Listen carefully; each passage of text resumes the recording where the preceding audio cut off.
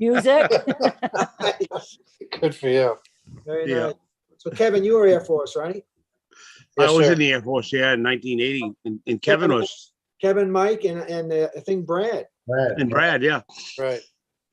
Air Force, they had it easy, Bill. Oh, They call it a chair force, Danny. Relax, chair Yeah. force. Didn't have room service. I didn't go. Yeah. I Yeah. heard you the Air laugh, I Force has teased the it. best meals. Well, we did. Yeah, I know. A friend of heard mine was of in the them. Navy. I was teasing. We had mints on the pillow. I said, I always got upset because they didn't give me the right kind of mint, Oh, So, I got the short end of the stick. I always had to wait for Kevin to come in at night in Panama and turn my bed down for me. All right, guys, we're live. Yeah. Very You were going good. to talk True. about that, Brad. Come on. Right, they're moving right along. That's good. So, Darlene, how are we doing? We're live. We're ready to roll. We have a quorum, so We have a quorum? Excellent. yeah. All right. Well, very good. Okay. Diamond, the truth's the truth. Hey, good afternoon, everybody. Welcome to public hearings on the Transportation Committee. We are pleased you could be with us today. We have 12 bills, public hearing, and we look forward to hearing the testimony. The meeting is being live streamed on the committee's YouTube channel, and all participants via Zoom can be seen and heard if the mic is on. Testifiers cannot be seen or heard until recognized by chair. Meeting is also recorded and available on the committee's YouTube after the meeting is concluded. We'll remind everybody to make sure your name is displayed on the Zoom, the same as you registered. We'll be having this public hearing, as I say, and the order will always have done and will continue to do. And that is, we start with a sponsor, followed by any co-sponsors, followed by those in the public that would speak as proponents, followed by the opponents, followed by those who will speak either for or against. When called upon, you'll be promoted from attendee to participant. When finished, I'm sorry to tell you, you'll be returned to attendee status. When called upon, make sure your mic is unmuted, state your name, residence, and any affiliations you may have. And all individuals who wish to testify must register in advance. So we would now like to introduce ourselves to you all. And so we'll start with Senator Farren. Good afternoon, Senator Farren. Thank you, Mr. Chair. My name's Brad Farren. I live in Norwich Walk and represent the fine citizens of the majority of Somerset County, including one town in Kennebec County, a town of Rome. Thank you, sir. Senator Chipman. See no Senator Chipman, and we know Representative Perry. Oh, He was here. No, Senator- he's not. Never mind. Representative Perry had there's a conflict. Representative Williams. Thank you, Mr. Chair. I'm Lynn Williams. I represent House District 135, which includes Bar Harbor, Lemoyne, and Mount Desert. Thank you. Representative Dustin White. Yes, State Representative Dustin White. I represent 10 towns in central Aroostook County, living in Mars Hill. Excellent. Welcome. Representative Mike Perkins. Thank you, Mr. Chair. My name is Mike Perkins. I represent the town of Oakland and Sydney in District 77. Thank you, sir. Representative Mark Bryant. Thank you, Mr. Chair. I'm Representative Mark Bryant. I represent House District 24, part of the town of Wyndham. Welcome. Thank you, sir. Representative Bruce White. Hi, thank you, Senator Diamond. I'm Representative Bruce White from Waterville, District 109. Thank you, sir. Representative Tom Martin. Tom with us? I'm muted. He's muted. Muted. Thank you, Mr. Chair. There you go. My name's Tom Martin. I represent House District number 57, which is Green and Sabattis. Thank you, sir. Representative Kevin O'Connell. Thank you, sir. Kevin O'Connell, District 128, 95.8% of the city of Brewer. Well, yes. And Representative Rich Sebra. No, Rich? Hey, good afternoon, Senator. I'm Representative Rich Sebra, District 68, the lovely towns of Naples, Sebago, Baldwin, Cornish, and Parsonsfield. Thank you, sir. The most important being Baldwin, of course. And House Chair, Representative Danny Martin. Thank you, Mr. Chair. Good afternoon, folks. Danny Martin, House 150, located in northern Rooster County. Thank you. And House Chair, Representative Danny Martin. I just introduced myself, Mr. Chair. Oh, you did? I did. Well, how did I miss that? And I'm Bill Diamond, State Senator from District 26, live in Wyndham. My Senate district goes around Sebago Lake. Sam Prower is one of our analysts. Karen Neto is another. And Darlene Simino is our clerk. Thank you all for your work. And an extra thank you to Suzanne Voynick for her work with us on the budget, which we'll be getting back to her another day. So thank you all very much for that.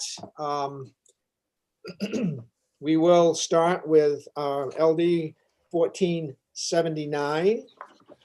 And LD 14, let me give a little background on this one, a little unusual.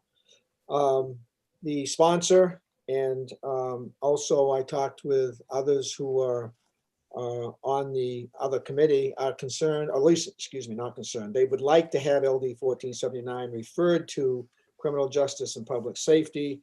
Looking at the bill beyond the title, it certainly looks like it should be. And we'll ask the sponsor to reiterate that, but it looks like the Committee on Criminal Justice wants the bill. It really is not a bill that belongs to us in the first place. So we'll, as a backdrop, give you that, and then we'll have the sponsor introduce the bill for us. So we welcome Representative Morales from South Portland, an act to make certain traffic infractions secondary offenses. Good afternoon, Representative Morales. Except that I'm not seeing her on the list here, Oh, unless she's the one that called in. Who's on the 622-0953? If they can answer, so we know who you are. well, it's okay. I mean, I think if nobody shows, that's all right. I think she was under the impression that since both committees, since criminal justice wanted the bill and reading it, it looked like she talked with us, chairs and leads, or at least I related that conversation. So if she's not here, maybe I'll ask Representative Danny Martin just to introduce the bill, and then we can decide what we want to do. Thank you, Mr. Chair. Moving forward, LD 1479, an act to make certain traffic infractions secondary offenses. Mr. Chair, I did speak with the good representative, and she did indicate that she would be here, possibly because we're taking this out of order. Are you planning, Mr. Chair, to hear of those folks that have signed up to testify, or would you be willing to entertain a motion to move this bill to criminal justice, public safety?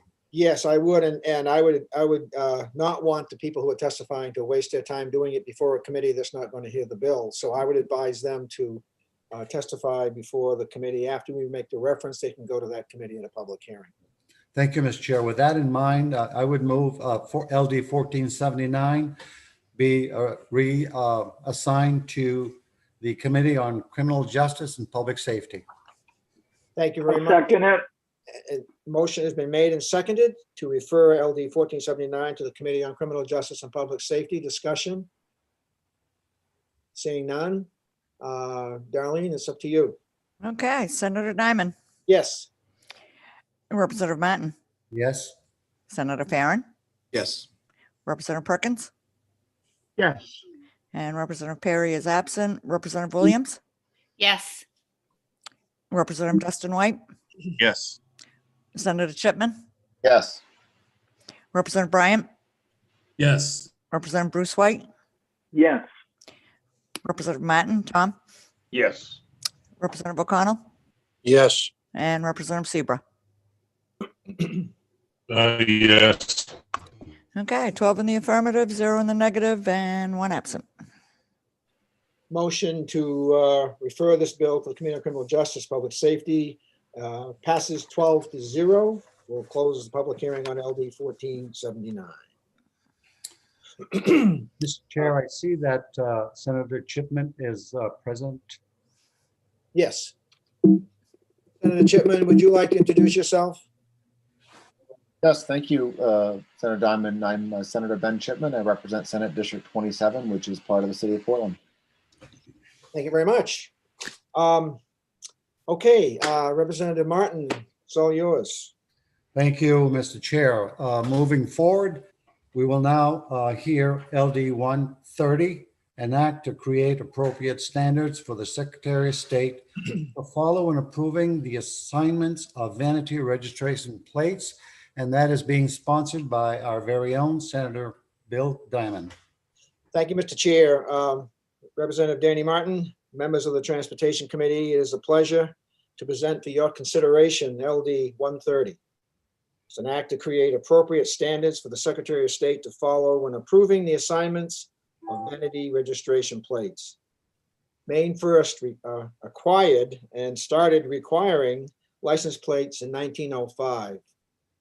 The Maine vanity plate originated in 1989, my first year as Secretary of State, and we called it the initial plate. And then in 1993 and 4, it was changed over to vanity plate. The purpose was to provide extra funds for the Bureau of Motor Vehicles and to institute some fun and creativity for Maine tourists. Today, that fun and creativity has gone way beyond what anyone then, at that time, would have imagined. Over the past several years, we have witnessed an extraordinary escalation in vulgarity in the forms of words and phrases that now are allowed to appear on Maine's vanity plates. The degree of obscenity and personal insults that are currently allowed out of control, have gotten out of control and beyond what most people would consider as a reasonable expression of our statements. This bill is not an attempt to apply strict Puritan guidelines to what people may display on their assigned plates. Instead, it's a bill that would give the Secretary of State the authority to prohibit the most vulgar and personal attacks and insults from being displayed. I would ask you, look at the examples we've provided for you, and I hope you have them in your folders, of some of the most recently issued vanity plates containing words or descriptions that are permitted under current state law. I'm not making these words part of my written public testimony because, frankly, I'm uncomfortable repeating these obscenities in this forum, even though they are now clearly displayed in public on state property around the state. I want to point out that these examples are not even the worst of what are now in circulation. I can provide examples even more shocking if you'd like to see them. In fact, maybe you should see them, see the worst, which I can provide for the work session. Now, I'm no prude or someone who promotes big brother government controlling our lives, but what we're now allowing has gone way beyond the original intent of the vanity plate program. Again, these plates are state property, and we have a responsibility to protect that property and set guidelines on how that property will be used. If somebody wants to display most vulgar words and phrases are manageable, then they're free to do that. They can use bumper stickers, put a sign on their vehicle. I'm okay with all that. It's their choice. But to use state property to show their frustrations and insulting and shaming others, then that's not okay. Maine people expect better, and they expect us to have, as policymakers, to oversee the use of state property. Look again at that list of examples we provided and ask yourself if you would want to explain those phrases to your children or grandchildren when they say, "Grandpa, Grammy, what does that license plate mean?" By the state endorsing the use of these words, are we saying it's okay to see them on state vehicles or other state property, state literature, state anything? Of course not. Then why is it okay to allow such vulgarity on state property like vanity plates? One of the rationalizations for allowing this profanity has been to argue that to refuse would be a violation of one's constitutional rights. That argument is not supported by many, including several in the legal field. And in fact, we hope to have the Assistant Attorney General, one of the attorney assistants here for our work session to answer questions about that. But again, this isn't restricting free speech. There's plenty of opportunities for people to have their free speech. We've repeatedly heard about a New Hampshire case that supported the position we currently use today. A closer look at that case shows such an interpretation may be flawed. The Secretary of State, who will testify in favor of this bill, will talk about that in her testimony. Current law does provide some limitations of words or phrases that can be used, but they are restricted to anything that might result in violence, which is very subjective, to say the least. A plate that displays the letters F-U-K followed by a person's name, which is allowable today, I would argue, could very well incite violence, especially if the name used is that of someone's loved one. My most sincere concern with our current law is the message we are sending to our youth. We should be promoting free speech within reason, of course, but we also need to show the importance of setting boundaries. In this case, boundaries are instituted when it comes to the use of state property to make individual expressions. Freedom of expression, yes. Sign in the window, car window, absolutely. Bumper stickers all over the vehicle, absolutely. Flying flags with graphic pictures, yes. Vulgarity on state-owned license plates, no. Thank you, Mr. Chairman. I'd be happy to answer any questions. Thank you, Senator. Questions from committee members? Seeing none, thank you, Senator.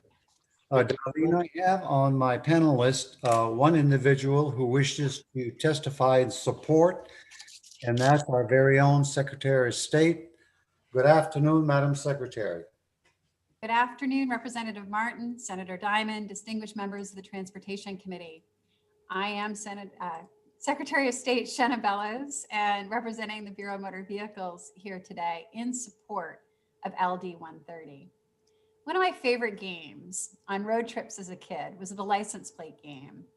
We would track the number of out-of-state plates, see who could spot which ones first. But sadly, this is not a game I'd recommend for kids on Maine's roadways today. It's not safe for parents or grandparents to play the license plate game with their kids because you just can't escape the proliferation of the F word and worse. That's because we have witnessed a rise in the number of offensive registration plates with explicit profanity, slurs, references to illegal activity, and more on Maine roads. The Secretary of State's office receives angry calls from parents and grandparents especially every week, wondering why on earth we are issuing plates with the F word and more for children to see. Last week, George of Ocean Park wrote a pretty lengthy letter. I'll quote from it. I do not understand how the state of Maine allows these vanity license plates to be granted. As a resident of Maine, I find these two, he sent us 2 pictures, license plates highly offensive. How would parents with young children explain that this is allowed? Ken of Westbrook wrote, I think it clearly shows the state is endorsing such language, and this is just not acceptable in my view. Maine depends on tourism, and plates like this portray a certain careless attitude, and this makes our state a laughingstock within New England. How do I explain to my 8-year-old grandson if he is with me when I'm driving? Like I said, our office regularly receives complaints like this from motorists who are appalled to see these messages. The obscene plates are a minority. Mainers love their vanity plates. There are approximately 119,169 on the road today.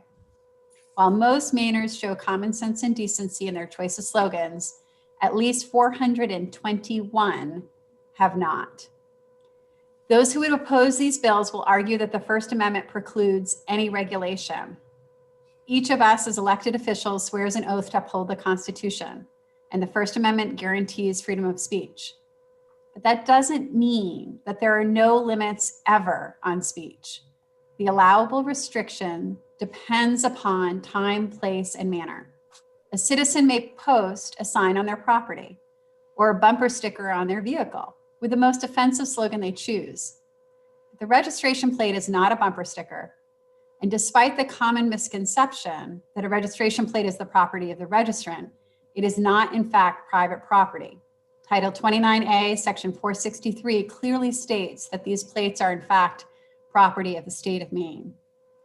The government has a clear and compelling interest in regulating speech on government property to protect public safety and the peace, and a clear interest to shield children from obscene, sexual, or violent material, and to ensure that speech on government property, from which, keep in mind, parents cannot protect their children, does not incite or encourage explicitly illegal activity.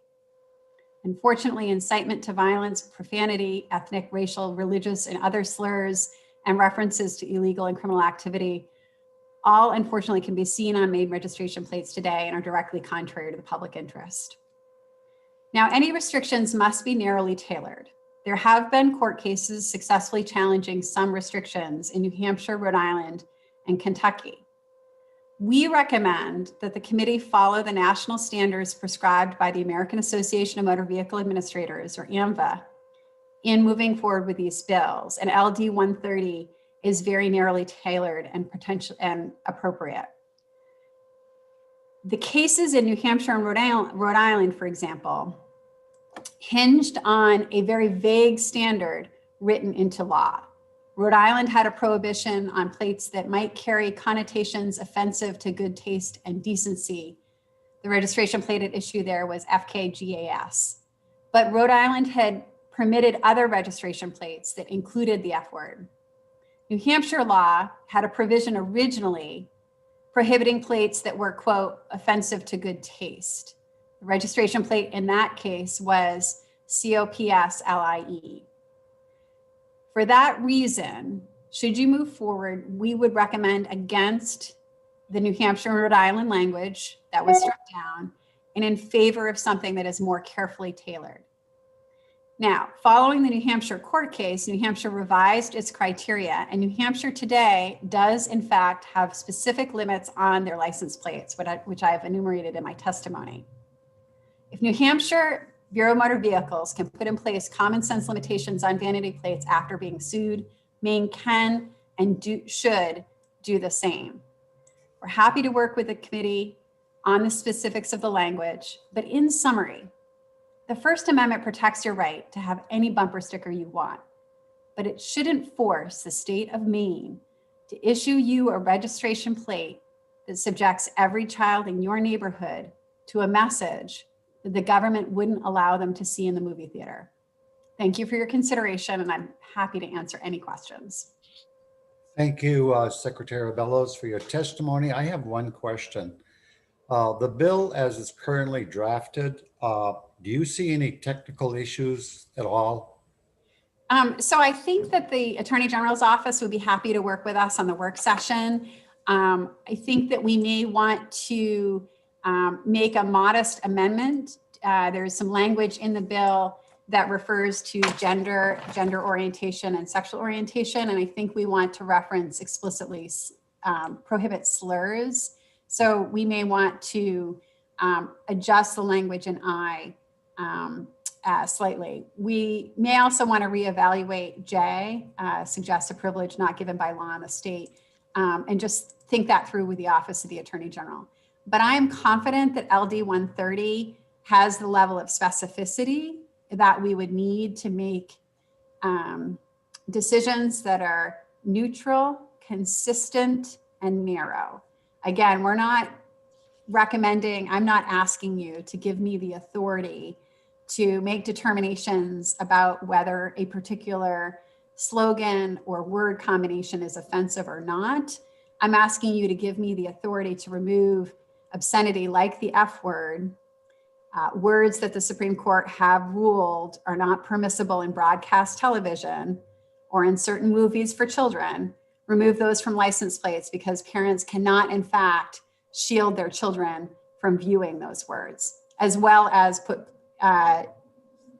specific limitations on racial or other epithets and specific limitations on illegal, violent, criminal or sexual activity. So. Thank you, Madam Secretary. Questions? Representative Bruce White.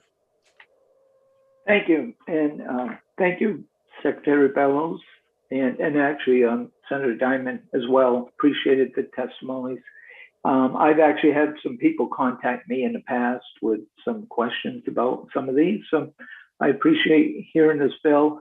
My question would be, and I did see the list. Some of them I'm like, I don't even know what those letters mean, you know, you kind of, but that doesn't, you know, I think we've all seen that in a text even. Somebody will send something and what's such and such mean, you know?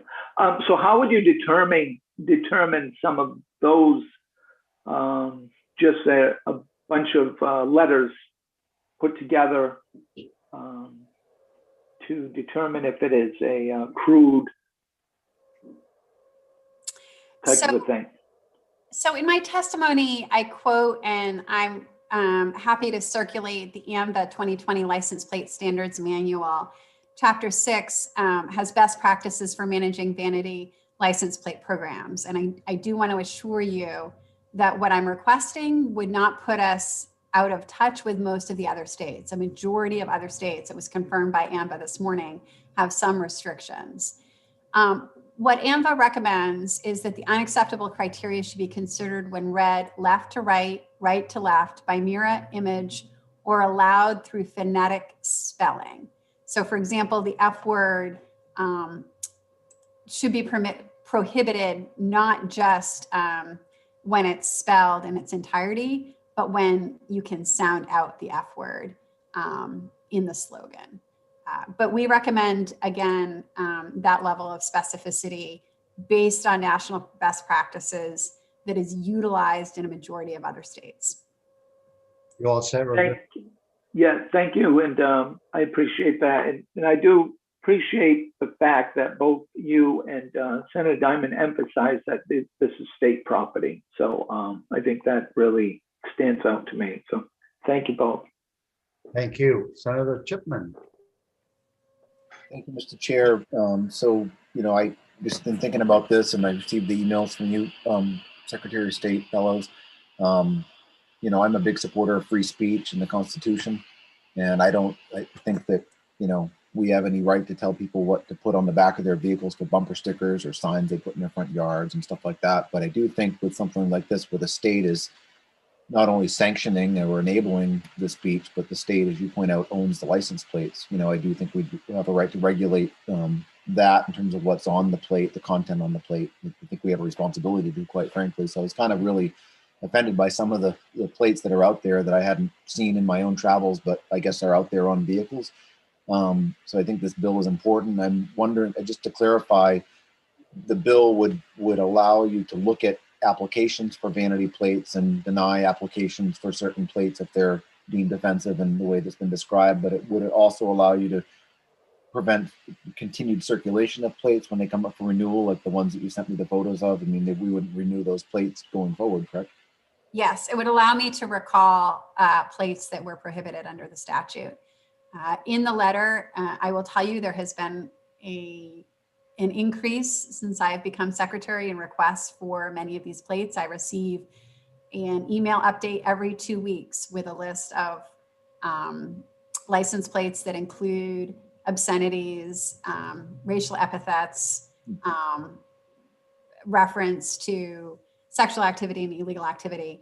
And in letters where we have been granting those plates, because the law does not currently allow me to prohibit them, we have cautioned people that there's pending legislation that might lead to recall of these plates. So that is, it would be part of our job. We would be very careful to make sure that we were neutrally and fairly applying it. So should we remove the F word from the road, we would remove it in all cases and not make any exceptions. Okay. So it is on the rise, though. You point out that's interesting that it is. Wow, concerning. I guess just as a follow-up, I would ask, so with the plates that are out there in circulation, you know, we passed this bill and it takes effect on a certain date. Would folks that have plates that are deemed offensive at that point get a letter saying the plate's no longer valid? Would they still be using the plate till the time it expires, or would we take it out of circulation right away? And then what would happen whenever it's taken out of circulation? Would they be given just a new kind of standard plate or an opportunity to have another vanity plate that they could request that you'd have to review as well for this kind of stuff? That's a great question, and I will check in with the professionals who administer our plates program. I know Steve Ashcroft is the Director of Vehicle Services, and we will absolutely provide what our protocol would be for the work session. So, My request would be that we but our have, understanding is it would allow us to recall plates as well as prohibit the issuance of new plates, because we are, like I said, receiving complaints literally every week about these plates. Yeah. It's the number one thing that people call me to complain about. I guess my request would be if there is a way to recall them, as soon as possible and not allow them to be out there for 6 or 8 more months in circulation. I mean, some of the photos of the ones you sent me, I couldn't believe are out on the road right now. So thank you. Thank you, Senator. Representative Williams. Yes, thank you, Madam Secretary. As you know, like you, I know my First Amendment rights, and I completely support this. This is sort of following up on the recall issue. And it doesn't have to be answered today, it's just my thoughts. Will you be engaging in a public relations campaign, which basically, to put it bluntly, in phonetic language, maybe even, don't even think of coming to us because for a license plate that we're not going to grant because you'll be wasting your time?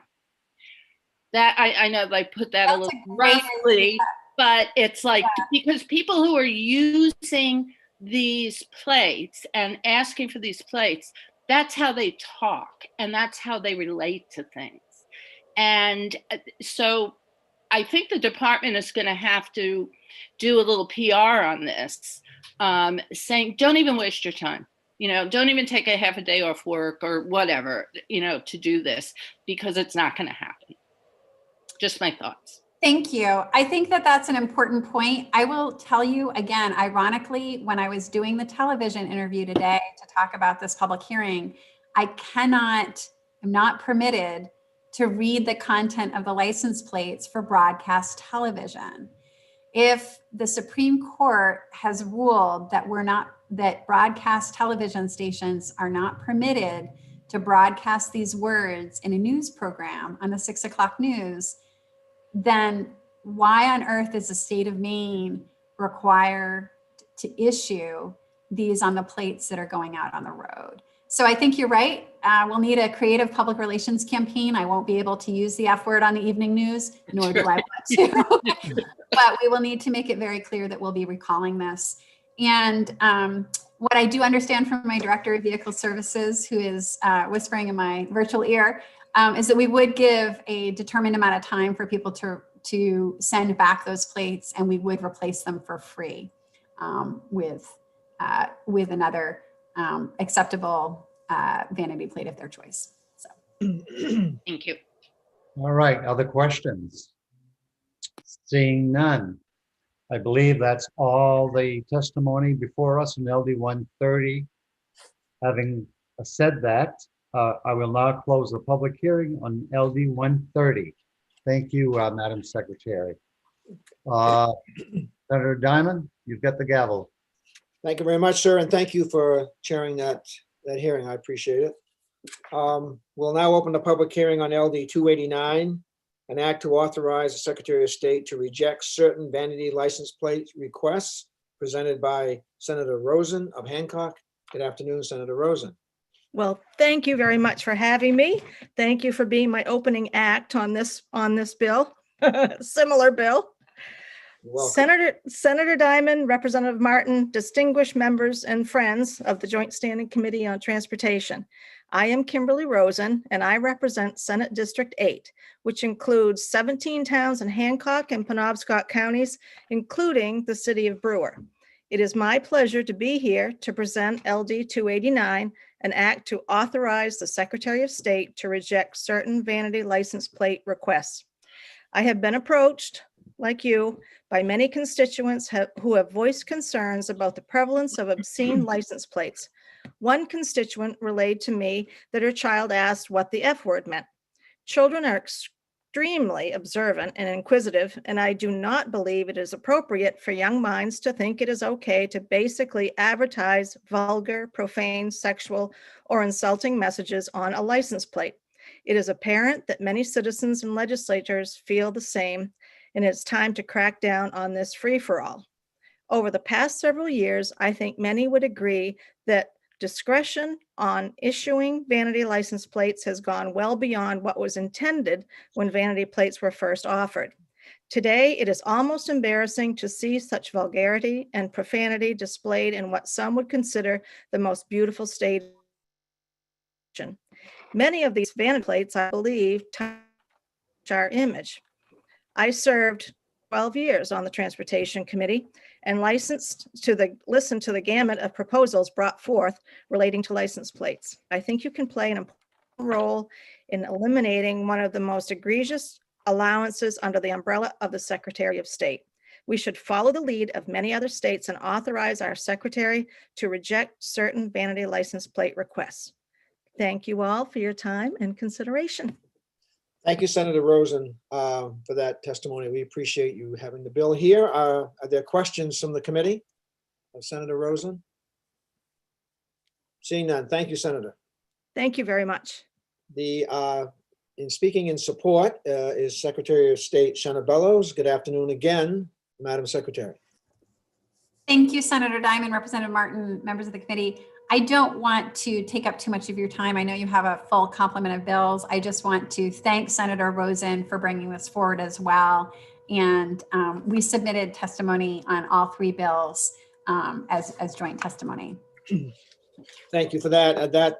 Those are the only registered testifiers. So with that, I will close the public hearing on LD 289. Thank you. We'll now open the public hearing on LD 200. 200 is an act to allow Secretary of State to refuse to issue or to recall a vanity registration plate with vulgar, obscene, contemptuous, or profane language, presented by Senator Garin of Penobscot. Good afternoon, Senator. Welcome. Good afternoon, Senator. And I guess great minds think alike. Yes. Senator Diamond, Representative Martin, and esteemed members of the Transportation Committee, thank you for allowing me to introduce LD 200, an act to allow the Secretary. Can I interrupt you? Can you lower your camera down a bit? All we can see. There you go. Oh, there. There you go. Thank you. That's much better. Yes. I'm sorry to interrupt. I'm glad you did. Thank you for allowing me to introduce LD 200, an act to allow the Secretary of State to refuse to issue or to recall a vanity license plate with vulgar, obscene, contemptuous, or profane language. I'm sure many of you, like me, have heard from constituents upset for some of the license plates that have been issued in this state. I think it is time that the legislature take action to address this. I have proposed an amendment, which I provided in my testimony, that would allow the Secretary of State to deny and recall a vanity plate that consists of language that has a sexual connotation or is considered to be obscene, contemptuous, prejudicial, hostile, insulting, racially degrading, ethnically degrading, profane, or vulgar. According to the Portland Press Herald article from October 2019, the state stopped screening vanity license plate requests for vulgarities in 2015 and now rejects or recalls plates only if they are likely to incite violence. In this same article, I was quoted as saying, "It's an advertisement for Maine, the way life should be. I think we would be better served by having a more family-friendly license plate message. We want to promote the Maine brand of wholesome outdoor life instead of vulgarity," I stated in that comment. Many states have restrictions concerning the language that can appear on a vanity plate. For example, in Alabama, a committee votes on possible objectionable language. In South Carolina, the department in its discretion may refuse the issue and letter combinations which carry connotations offensive to good taste and decency. South Dakota does not permit specific symbols, derogatory or violent language. Other states with limitations include Arizona, Montana, Nebraska, New Hampshire, Idaho, New Jersey, New Mexico, Ohio, Pennsylvania, Texas, Vermont, Wyoming, West Virginia, Washington, and Utah. I modeled my language off of Utah's language. I know that the committee will be hearing similar pieces and has heard similar pieces of legislation today, which I see as further proof that this issue is one that is important to constituents statewide. Thank you for your consideration, and I am happy to answer any questions. Thank you very much, Senator Guerin, for your bill and testimony. Are there questions from the committee? Seeing none, thank you again. Oh, thank you. We will now, we have one person registered to testify in support, and that's Secretary of State Bellows. Welcome again and again, Madam Secretary. Thank you again. I won't prevail upon your time, but just want to state my fervent support for the efforts of Senator Guerin and thank her and all of the sponsors for bringing these bills forward. Thank you. Are there questions of Secretary of State? Seeing none. Thank you very much. We'll have you back in a minute. Representative Martin, Danny Martin, you would like to assume the chair for LD 1618? Think you're on mute. Thank you, Mr. Chair.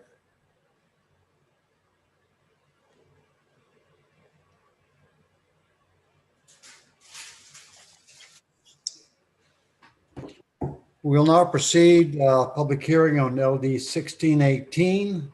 This is a resolve to place a temporary moratorium on the approval of any new motor vehicle registration plates and initiate a registration plate working group. Sponsored by Senator Bill Diamond, our very own. Good afternoon, Senator. Thank you, Mr. Chair, and thank you for reading the title. It saves me from doing it again. I appreciate that. I am presenting LD 1618 as sponsor, and this was an after deadline bill, and it's an emergency, and this is a result of conversations the Bureau of Motor Vehicle has had with this committee regarding what seems to be taking place in our specialty plate program. The resolve halts for a period of 2 years the commencement, review, and approval of any new registration plates by the Department of Secretary of State, the Bureau of Motor Vehicles, and the Joint Standing Committee on this committee jurisdiction, which would be transportation. The resolve directs the Bureau of Vehicles to convene a working group to study the proliferation of registration plates and resulting challenges and concerns, and to make a report to the Joint Standing Committee on Transportation, authorizes the Joint Standing Committee to report out a bill. This, if you recall, the conversations we had and the concerns expressed by BMV is that what specialty plate, again, similar to maybe to the vanity plate, has become designed in process, actually, some are actually in process to use this plate as ways of raising money for political groups, political interests, or again, using the plate for other than what it was originally designed for. And it's obvious that from the Bureau of Motor Vehicle side that they had to put a pause on that so they can get a handle on it before it got way out of hand. And clearly, I think in a work session, we'll get a chance to talk more about some of those details with the people at BMV. But that's the purpose of this bill, is to just so they can take a breath, come up with a proposal and get back to this committee and say, here's how we should proceed, as opposed to letting things get way out of hand as they are on the way of doing right now. Thank you, Mr. Chair. I'd be happy to answer any questions. Thank you, Senator Diamond. Questions from committee members? Seeing none. You're off the hook, Senator. There you go. All right. I have on my panel list 2 individuals that would like to testify in support of the bill. First of which is our very own Secretary of State. Welcome. Thank you, Representative Martin, Senator Diamond, members of the Transportation Committee. I am Shenna Bellows, Secretary of State, speaking in favor of this legislation for a temporary moratorium on the approval of new plates and to form a registration plate working group to study the issue. You have heard from your municipal clerks and from our department numerous times the sheer number of registration plates has grown so quickly, it is outpacing the ability for us and our municipal partners to store and manage all this inventory. This is not a small issue, given that the municipal clerks are processing approximately 80% of the 1.4 million registrations issued each year. And additionally, while some states have moved to on-demand plate production, Maine still uses the traditional plate making process with a hydraulic press issuing one batch at a time. The committee is well aware of the sheer number of plate requests there are annually and the need to have a more well-defined process and plan in place to consider these requests. Section 468 and 468A addressed this need in the past, but that was years ago. And we now find ourselves at a juncture where more and more entities are looking for a way to raise awareness and money and have chosen registration plates as a tool. In this session alone, there has been proposed legislation for a honeybee plate, a multiple sclerosis plate, a bill reducing the threshold for new specialty plates. 3 entities are collecting signatures, hoping to introduce new specialty plates. 1 entity is in a design phase. Another entity would like to expand into 3 more plate classes.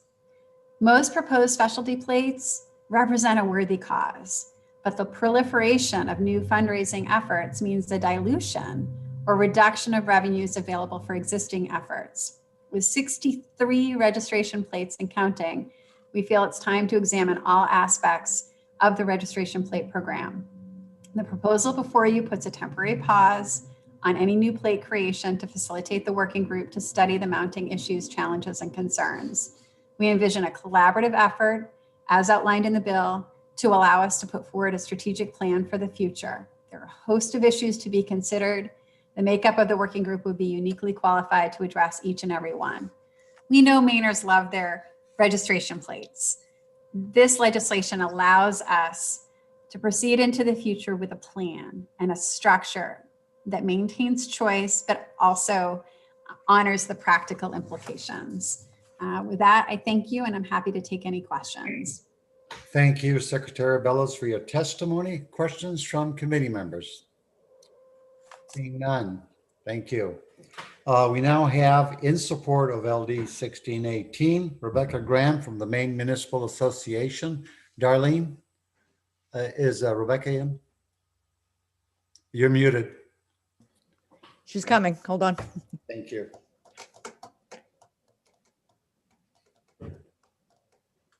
There she Good is. afternoon, Ms. Graham.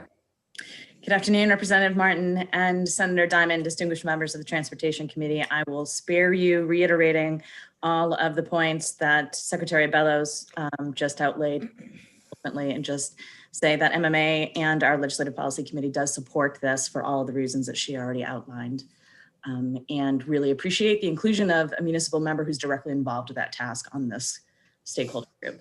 And with that, I'm happy to answer any questions or bring any material. Thank you for your testimony. Questions from committee members? Seeing none. Thank you. That's all the testimony we have. That said, I will now close the public hearing on LD 1618. And Senator Diamond, you've got the gavel. Thank you very much, Representative Martin. I appreciate again you taking over. We'll now open a public hearing on LD 1124, an act to change the threshold for creating a specialty license plate from 2,000 prepaid orders to 1,000 prepaid orders, and to extend for 1 year the time allowed for gathering signatures, presented by Senator Pouliot of Kennebec. Good afternoon, Senator Pouliot. Well, he's not online quite yet. I just made a call and they said they'd hop him on. I don't know if you want to go to the next one or. We don't know how long it'll take him. Nobody knew. Staff said it would only take a couple minutes. They were gonna shoot him an email, but. it's Yeah, up you to know what? We're gonna go to the next one. Okay. We'll pause that one for a moment. Senator Diamond, he's on taxation. He's not used to how efficiently and expeditiously. Understood. Thank you. We're going to pause that one for a moment and give him some time to get here, and we will open a public hearing on 1183, a similar bill, an act to establish a license plate in support of multiple sclerosis programs, presented by Representative Wadsworth of Hiram. Representative Wadsworth, are you with us? Yes. Thank you very much for your timely and proper attention. I am Senator Diamond. You guys are definitely efficient today. For the third and final time this year, I am Representative Nathan Wadsworth. And I'm here to present LD 1183, an act to establish a license plate in support of multiple sclerosis programs. This was a bill brought forward to me by a constituent, Amanda Anderson, and I believe she's going to be on today. And I submit this bill for nearly 1 million people who are living with multiple sclerosis here in the US. And as the title suggests, this bill creates a special registration plate that would support multiple sclerosis programs. This is important not only those affected, but also this is significant to those who are putting forth the effort to raise awareness and the funds dedicated to the research, treatment, care, and eventually a cure for this debilitating disease. It is my understanding there will be others following me today who are able to speak more in depth regarding on how this bill would provide a positive impact towards their efforts. So I'll be short and sweet, and I thank you all for your consideration. I'm happy to answer any questions. Thank you. Thank you, Representative Wadsworth. Again, we always are pleased to have you here with us. Are there questions from the committee? Yes, Senator Farren. I just want folks to know that I did get a message from Senator Pouliot. He said he's in the waiting room and want to know how Representative Wadsworth got in front of him. He must have more pull with the committee. Yes. Representative Wadsworth, you'll be obviously around at work session. Yeah, I will be. Absolutely. Yeah, you heard the testimony and what's being done with the moratorium and all of that. So I just want to make sure. Yeah, I know. This is definitely a very important subject. Yep. And we'll see how everything shakes out with. Thank you. With the Secretary of State, but I appreciate you letting us present this today. Of course, absolutely. And are there other questions of Representative Wadsworth? Seeing none, thank you, sir. Next, we have two other people who have signed up. One is in support, speaking as a proponent, and that would be John Jordan. Good afternoon, Mr. Jordan. Good afternoon. Can you hear me? You can indeed, yes. Okay, I want to thank you for this opportunity. So, I have known quite a few years. I used to support you years ago. I was a paper maker down at SD Warren in Westbrook, 22 years. Oh, wow. I'm speaking in support of this bill. First, I'd like to thank Nate Wadsworth very, very much for the getting this legislation as far as it has. And I'd also like to thank my daughter, Amanda, for being the one that is trying to bring more awareness to multiple sclerosis. I was diagnosed with MS in 2004. I lived in Maine for 54 years. I lived in Cornish for the last 25 years. We bought a house down here in Florida because it was better for my health. I've done a little bit of research, and 133 people out of 100,000 people are diagnosed with MS every year. And the ratio in Western New York is the highest in the nation, like 220 people per 100,000.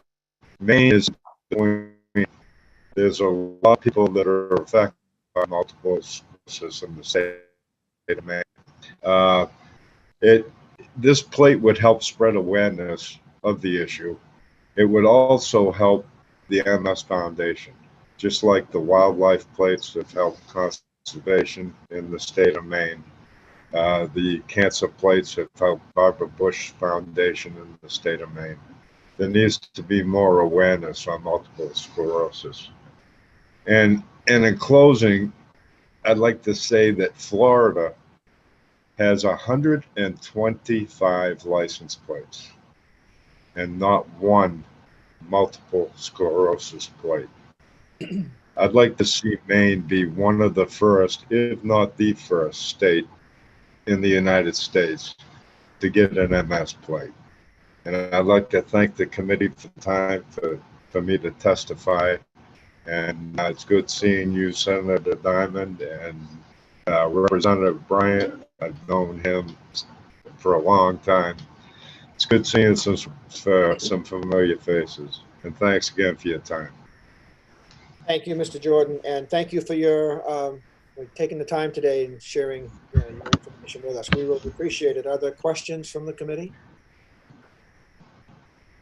Seeing none, good job. Thank you very much. Thank you. You're welcome. That ends the proponents. We now have an opponent, Stephen Ashcroft from the Bureau of Motor Vehicles. Good afternoon, Mr. Ashcroft. Hold on. We also have Amanda Anderson, which Representative Wadsworth mentioned, that's here. Oh, I know she's not on the list. No, she's not, but she's here. She is here. I'll tell you what, we're going to let her speak as a proponent. So, Mr. Ashcroft, you would just hold for a minute, and we're going to go to Amanda and her last name. Anderson, Anderson. I believe. Welcome. Popping up right now. Okay. Ms. Anderson, welcome. Glad you could be with us.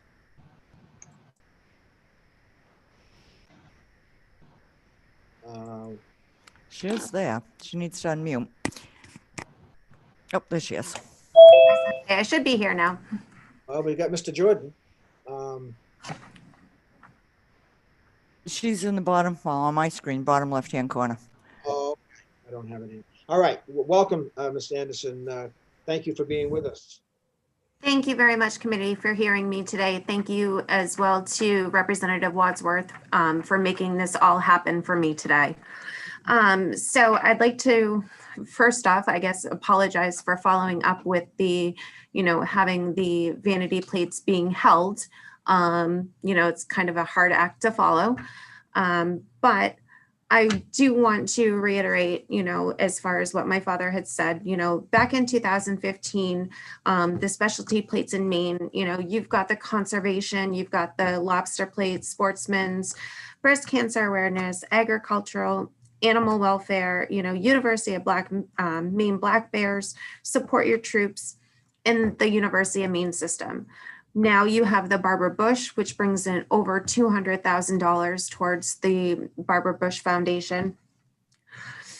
Plus, all of these specialty plates have options for other fundraising. Multiple sclerosis only has donations, private donations. They only have the walks for awareness within certain towns.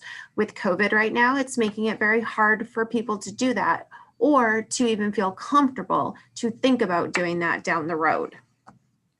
But as the article in 2015 stated, with those statistics that the specialty plates have increased over the years, and at what point is there more and more Mainers saying, they want to pay for a specialty plate, license plate? Another question we're pondering, what other causes might be able to take advantage of this trend? Again, I understand in the previous bill that was brought about putting a hold on the vanity plates and the reason behind it. But if the state of Maine allows us to have a multiple sclerosis license plate, it will be a specialty plate for Mainers to choose from, as you all know. A lot of people just choose, wildlife, or they choose breast cancer plates. They may not know somebody that's directly related to it, nor is multiple sclerosis awareness as well known or as offered as advice for patients. Excuse me, nearly $40 million comes into Maine as revenue for the license plate. We, as one of the highest MS diagnosed states or disease states, we should have the option to show our support, the cause, and to find a cure. Much like cancer, there is no cure for MS. It's a neurological nerve disease that unfortunately has no triggers or reasonings why someone would be diagnosed with it. But within the top half of the northern states in the United States, 110 to 140 cases per 100,000 people are diagnosed, as well as 57 to 78 cases per 100,000 people in the southern states. So as you can see with the numbers, it is higher in the northern states. I recently had the privilege of attending a national multiple sclerosis annual conference that was held via Zoom down on Capitol Hill. Many activists, as well as advocates, were a part of this meeting. The speakers talked about how the MS Foundation first started, talked about how the DOD and the MS research committees work, and what they've been doing to support the foundation and help people when they need their help. Within the meeting, there's people that stated their stories. Some of them have not been able to get their medication or the correct treatments that need to be due to the increasing cost of healthcare. I personally don't have insurance with my job, as it costs me $160 a week out of pocket. But I have tried to go through the marketplace to get a more affordable insurance, and it just does not work. But with having multiple sclerosis and a rare blood cancer as a diagnosis, most insurance companies don't even look at me, as it's pre-existing. I also see the amount per my neurologist. I don't know if she was able to get on today, but she was going to try. She has stated that the amount of people diagnosed with multiple sclerosis has grown in Maine so very much. And it is very hard for patients to swallow that big pill to say, I have multiple sclerosis and I need help. Putting a license plate into the state of Maine would really, really make awareness. You know, it would be something, another option for Mainers, but also some way to help the cause without personally walking or being right there saying, hey, I know somebody. It can be all done anonymous. One single woman back in on March 11th, 1946, had a dream, a hope, and a thought to help her brother that was affected with multiple sclerosis. She realized that there was no foundation or organization to help people. So she gave up everything, including her lawyer, being a lawyer, because she felt strongly about this, and she supported and started the Multiple Sclerosis Foundation. That is inspiring to me, and that is what I'm hoping for here today, is that I can be the one that starts the license plate for multiple sclerosis in Maine, gets awareness out, and helps with the foundation. Thank you, committee, very much for your time today. Multiple sclerosis strong and MS Maine strong. Thank you very much, Ms. Anderson. We really, really appreciate your testimony and taking the time to be with us. Heartfelt. Thank you very, very much. Are there questions from the committee? Seeing none. Thanks again for being with us. Thank you. There are no other proponents, so we'll now go to the opponent, Stephen Ashcroft of the Bureau of Motor Vehicles. Good afternoon, Mr. Ashcroft. Afternoon, Senator Diamond, Representative Martin, members of the Transportation Committee. Thank you for letting me speak today on behalf of the Bureau of Motor Vehicles. You have my written testimony. Much of it you have heard from the Secretary of State in the previous couple of bills. So I won't go over all of that in the interest of time. I will say that there's a process by which, specialty plates are introduced, and that's in Title 29A 468. I would encourage the committee to consider that when they consider how they're going to vote on this bill. That is in place for particular reasons, and I think we all know what those are. And I'm just going to end my testimony by firmly stating that my testimony in no way diminishes the challenge of those fighting multiple sclerosis or the worthiness of its cause. In a perfect world, we'd wholeheartedly support this endeavor. But our situation precludes us from supporting this plate proposal and any others that are proposed at this time. I'm happy to entertain any questions, as again, you have my testimony. I've abbreviated this because I think you've heard everything there was to say within my testimony. So, thank you very much, Mr. Ashcroft. Questions from the committee? Representative Bruce White. Yes, thank you, Senator Diamond. Mr. Ashcroft, I guess my question would be, if you can answer, is the main reason for opposing this bill because of the other previous bills that we have to limit vanity plates? It is in part, all of the above, I would say. There's a lot of things considering, as you heard the Secretary of State, we get lots of these proposals. They're all worthy causes to this point, and we've really got to come up with a plan. And it's important. It's important to our municipal partners. It's important to us. It's important for a lot of other reasons I won't get into. We can talk about it at the work session, but there's a process in place for this. It's been in place for years, and notwithstanding all of those other reasons, we would oppose it and ask that it go through the process that's already established for a specialty plate. Thank you. Thank you. Other questions from the committee? So that just for the work session, Mr. Ashcroft, note on this one in particular that it didn't go through the process of collecting names and funds and all that stuff. Okay, just we'll talk about that work session. Thank you. Any further questions for Mr. Ashcroft? Seeing none. Thank you very much. We appreciate your help. We'll see you at the work session. That concludes our registered testifiers. So we'll close the public hearing on 1183. And we'll go back to LD 1124. And that's an act to change the threshold for creating a specialty license plate from 2,000 prepaid orders to 1,000 prepaid orders, and to extend by 1 year the time allowed for gathering signatures, presented now by Senator Pouliot from Kennebec. Hey, what's going on? I've been here since 1, so I was clearly hanging out in the wrong group. Oh, well, now you're with us, and that's the right group, so you're very welcome. Thank you, Mr. Chair, and members of the committee, Representative Martin. I'm State Senator Matt Pouliot, represent Senate District 15, which consists of the towns of Augusta, China, Oakland, Sydney, and Vassarboro.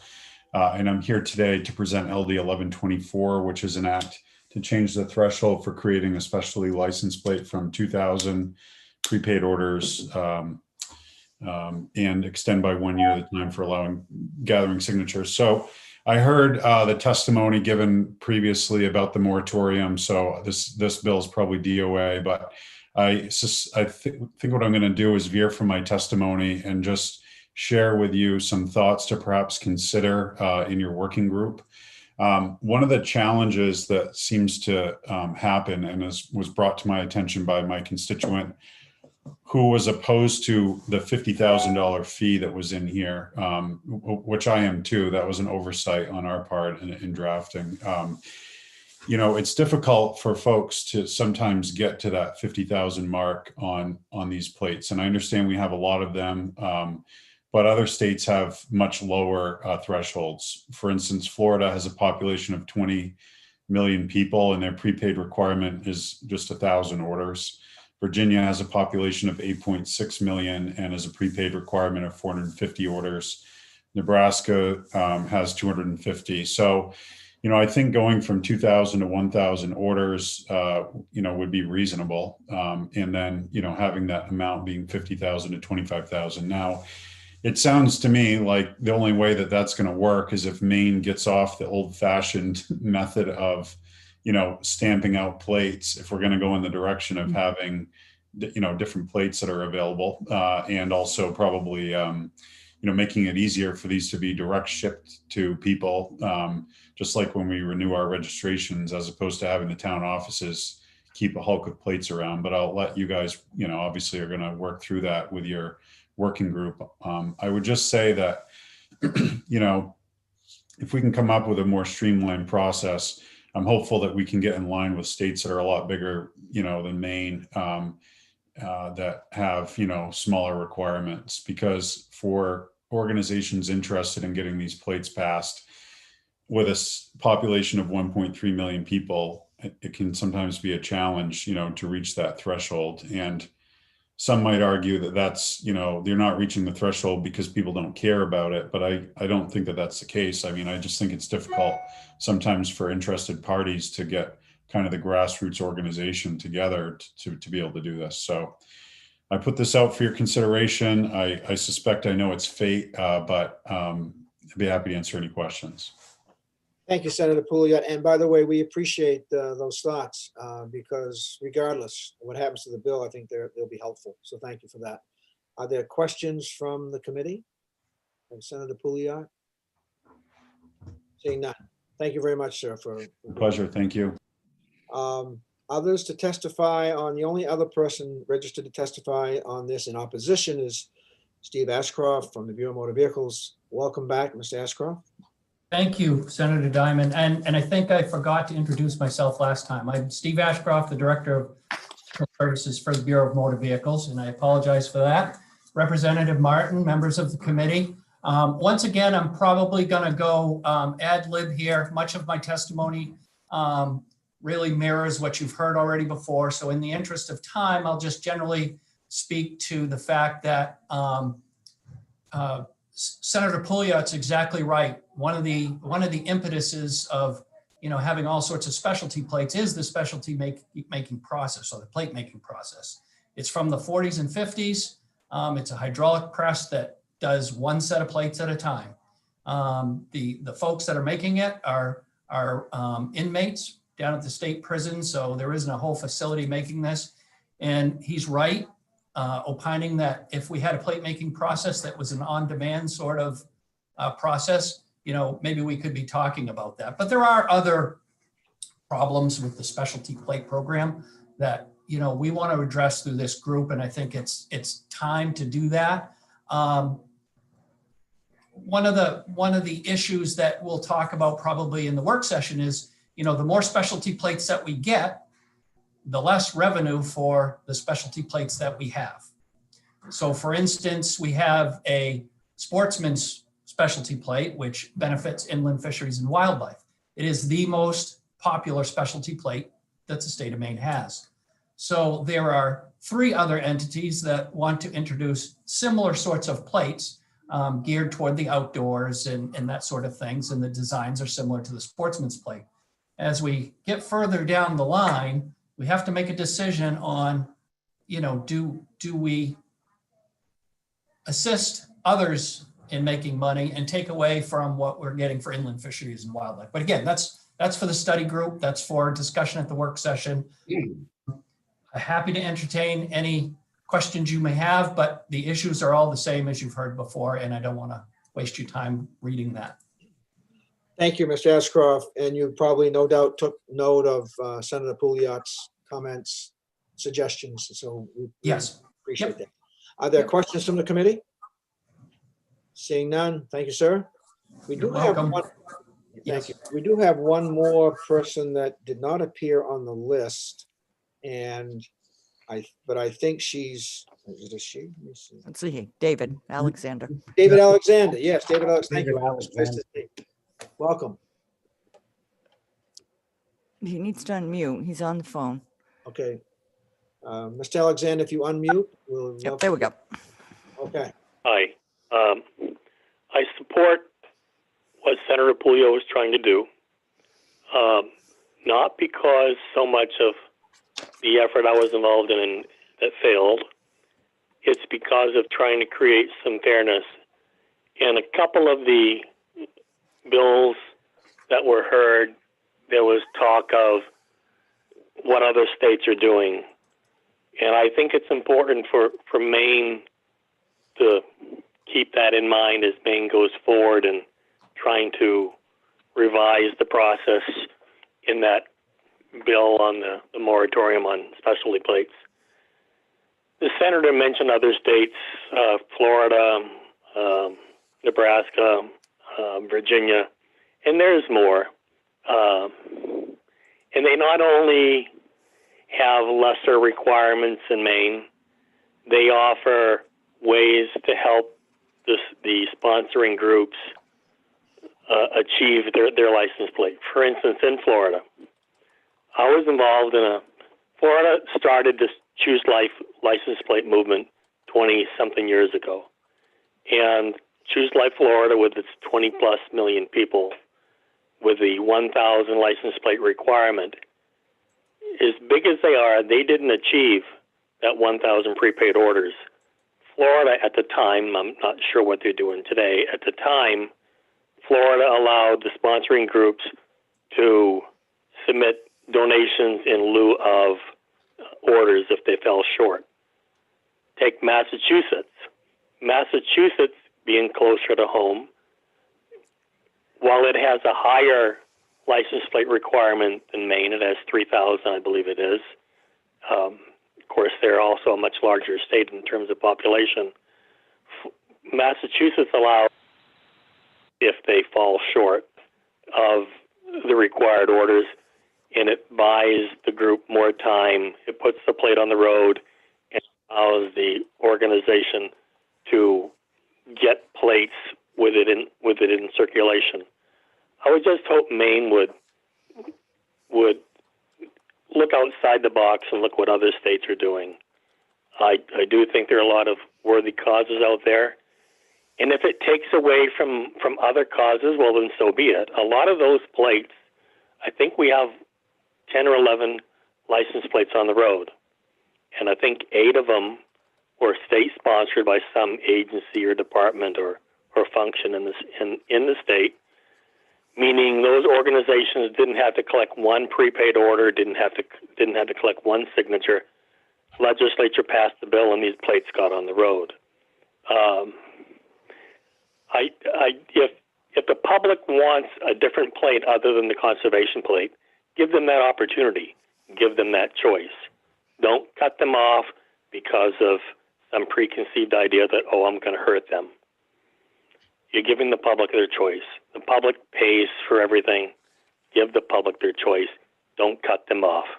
Thank you very much. Thank you, Mr. Alexander. Are there questions from the committee? Seeing none, thank you very much, sir. Thank you. That will conclude the public hearing, and we thank everybody for their testimony. We'll now go to LD 1433. LD 1433 is an act to amend the motor vehicle laws presented by Representative Martin of Sinclair. Good afternoon again, Representative Martin. Thank you, Mr. Chair. Senator Diamond, members of the Committee on Transportation. My name is Representative Danny Martin, and I represent a major portion of the St. John Valley located in northern Aroostook County. I am pleased to present this piece of legislation, which is the omnibus bill for the Secretary of State's office. This bill is being submitted pursuant to Joint Rule 204. And I want to warn you, this is a 15-page piece of legislation, and it contains 26 initiatives. As much as I'd love to attempt to answer any questions you may have, I want to share with you that Miss Kathy Curtis from the Secretary of State's office is going to be joining us, and I'm sure she'd be pleased to discuss the bill further. Thank you, Representative Martin. Are there questions from the committee? Seeing none, thank you very much, sir. We'll now go to our next person who is speaking as a proponent, Kathy Curtis, Deputy Secretary of State and Bureau of Motor Vehicles. Good afternoon, Ms. Curtis. Good afternoon, Senator Diamond, Representative Martin, and members of the Joint Standing Committee on Transportation. My name is Kathy Curtis. I'm the Deputy Secretary of State for the Bureau of Motor Vehicles, and I'm a resident of Winthrop. Thank you for the opportunity to testify before you today in favor of LD 1433, an act to amend motor vehicle laws. This bill is the Department of Secretary of State, Bureau of Motor Vehicles Omnibus Bill. The Bureau is recommending several changes to the motor vehicle laws in Title 29A to facilitate program administration. As you'll see in my written testimony, I have described the proposed changes in each section of the bill, and I'm happy to go through each of those with you. However, I would like to be respectful of your time. Therefore, Senator Diamond and Representative Martin, if you prefer, I can just offer a few highlights of the bill or simply answer any questions that you have today or during the work session. No, we would appreciate that if you would give us the highlights, and then at work session, we would like to make sure we touch on each point just so the committee has a good handle on it. Would that work? Thank you. And I'm sorry, Senator Diamond, did you say to go through just the highlights or every section of the bill? I'd like to have you go through the highlights today, and then at work session, if you wouldn't mind just touching on each one so the committee would have a chance to get a clarification or ask any questions then. Thank you very much. I'll be happy to do that. So the highlights of the bill really start off with, it defines off-road vehicles and clarifies that they cannot be registered for on-road use. It allows for routine technical rulemaking for our municipal agent program. It moves statutory language from Title 29A, Section 462 to Section 954, which are the applicable dealer sections of law. You'll see in my, you'll see that there is an amendment attached to my testimony, and this also moves the remaining two sections in Section 462 to Section 954. The bill also requires lien holders to register for a unique identifier to enable the Bureau to maintain accurate records on lien holders and to communicate electronically. The bill amends statute to comply with the National Highway Traffic Safety Administration's new rule regarding odometer disclosure. Currently, vehicles that are 10 years old are exempt from odometer disclosure, but the proposed provision makes vehicles beginning with model year 2011 only exempt when they become 20 years old instead of 10 years old. The bill also proposes amendments to the law regarding the number of plates issued to dealers. It clarifies that recycling of vehicles includes the actions of acquiring and selling vehicles or their parts. The bill tightens the requirements for specially restricted licenses by requiring applicants who are 15 years of age to hold a permit for 6 months before applying for a special restricted license. The bill allows the course completion certificate issued by motorcycle rider education schools to act as a 60-day temporary permit. It also clarifies that the completion certificate for driver education instructors acts as a 60-day temporary learner's permit. The bill adds requirements regarding background checks for motorcycle instructor licenses, and it clarifies the law regarding when a person is eligible to install an ignition interlock device during the term of the person's suspension and when the person can remove the device without penalty. That concludes my testimony on the highlights of the printed bill. I would also like to propose a few amendments which were submitted with my testimony. The proposed amendments, as I mentioned earlier, repeal Section 462 and move the entire section to Section 954. It also amends the vanity and purple heart plate language to simply change the word service fee to administrative fee to use these terms more consistently. That completes my testimony. Thank you for your time, and I'm happy to answer any questions the committee has.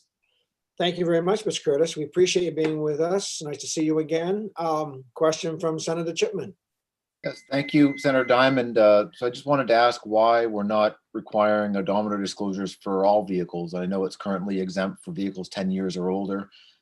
This bill proposes to bring that requirement back and still exempt vehicles 20 years or older. But why don't we just require all vehicles to disclose an odometer reading unless the odometer is broken and is a mechanical issue, which they can check off on the back of the title at the time of sale. But provided the odometer is still working, why wouldn't we require odometer disclosure for all vehicles? So when people are buying used vehicles, they know what the mileage is. You actually make a great point. Right now, for vehicles that are less than 10 years old, the odometer disclosure is required. The federal rule changed recently and required, beginning with 2011 model vehicles, to only exempt them once they're 20 years old. The federal proposed rule did exactly as you're suggesting, and that is require the odometer reading for all vehicles. Many states contacted the federal government and said that right now many states, including Maine, don't collect that odometer disclosure for those years. And if they had to start collecting it, there would be a gap in the odometer disclosure, which could create opportunities for fraud. So the states asked the federal government to only require model year 2011 and going forward so that there isn't that gap. Right now, or in this past year, we were collecting 2011 vehicles before January, and this just kept going, those 2011 vehicles into the future. So that there wouldn't be this gap in, for those other vehicles. As a follow-up, if I may, Mr. Chair. Yeah, sure, absolutely. Could you explain to me how the fraud would happen? I mean, there's an odometer reading, someone sells a used car, they look at the odometer, they write the mileage down, they indicate if there's a mechanical issue or not. If there isn't, then that's the odometer reading that's on the car when they buy it, and the person who's buying it knows that. I mean, where would fraud come in if we started requiring it for any year? I mean, why would that be an issue, or how could that happen? If a 2012 vehicle had, the last time it was, I'm sorry, a 2010 vehicle, if the last time that it was titled indicated 50,000 miles, and then it was sold and it really had 90,000 miles on it, the last title says 50,000, and the person could indicate, well, maybe it only has 60,000 miles on it now. And there isn't that, there would be a gap in time when that vehicle wasn't titled and there wasn't any odometer disclosure recorded. So the state wouldn't have the opportunity to go back and say, oh, we can track this and be able to prove the fraud. Okay, because they do sign a sworn statement when they sign the back of that title. So we could talk about it some more maybe at the work session. Yeah, I can do some research on that and try to bring back some better examples. Yeah, I just think having the odometer disclosure for everything that we can is good for the consumer. And I mean, I just bought a used car and was surprised that when I got the title back, it said exempt. I mean, I put down the mileage was on there from the person I bought it from, and I sent in the title and I just got the new title back and it says exempt. So there's no mileage reading at all on the title, even though I know what the mileage is, and it was put on the back of the previous title when it was sent in. But because the car is just over 10 years old, there's no mileage on the title. So then the future owner, whoever I sell it to, will never know what the mileage was, on the title. So. Thank you, Senator Chipman. Representative O'Connell has a question. Thank you, sir. One of the first things you stated was that no off-road vehicles will be allowed on the roads. Can you elaborate on that, please?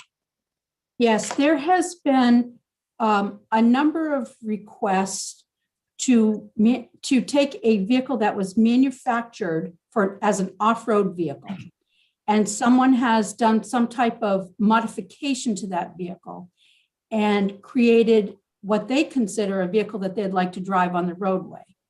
The vehicle doesn't pass federal motor vehicle safety standards.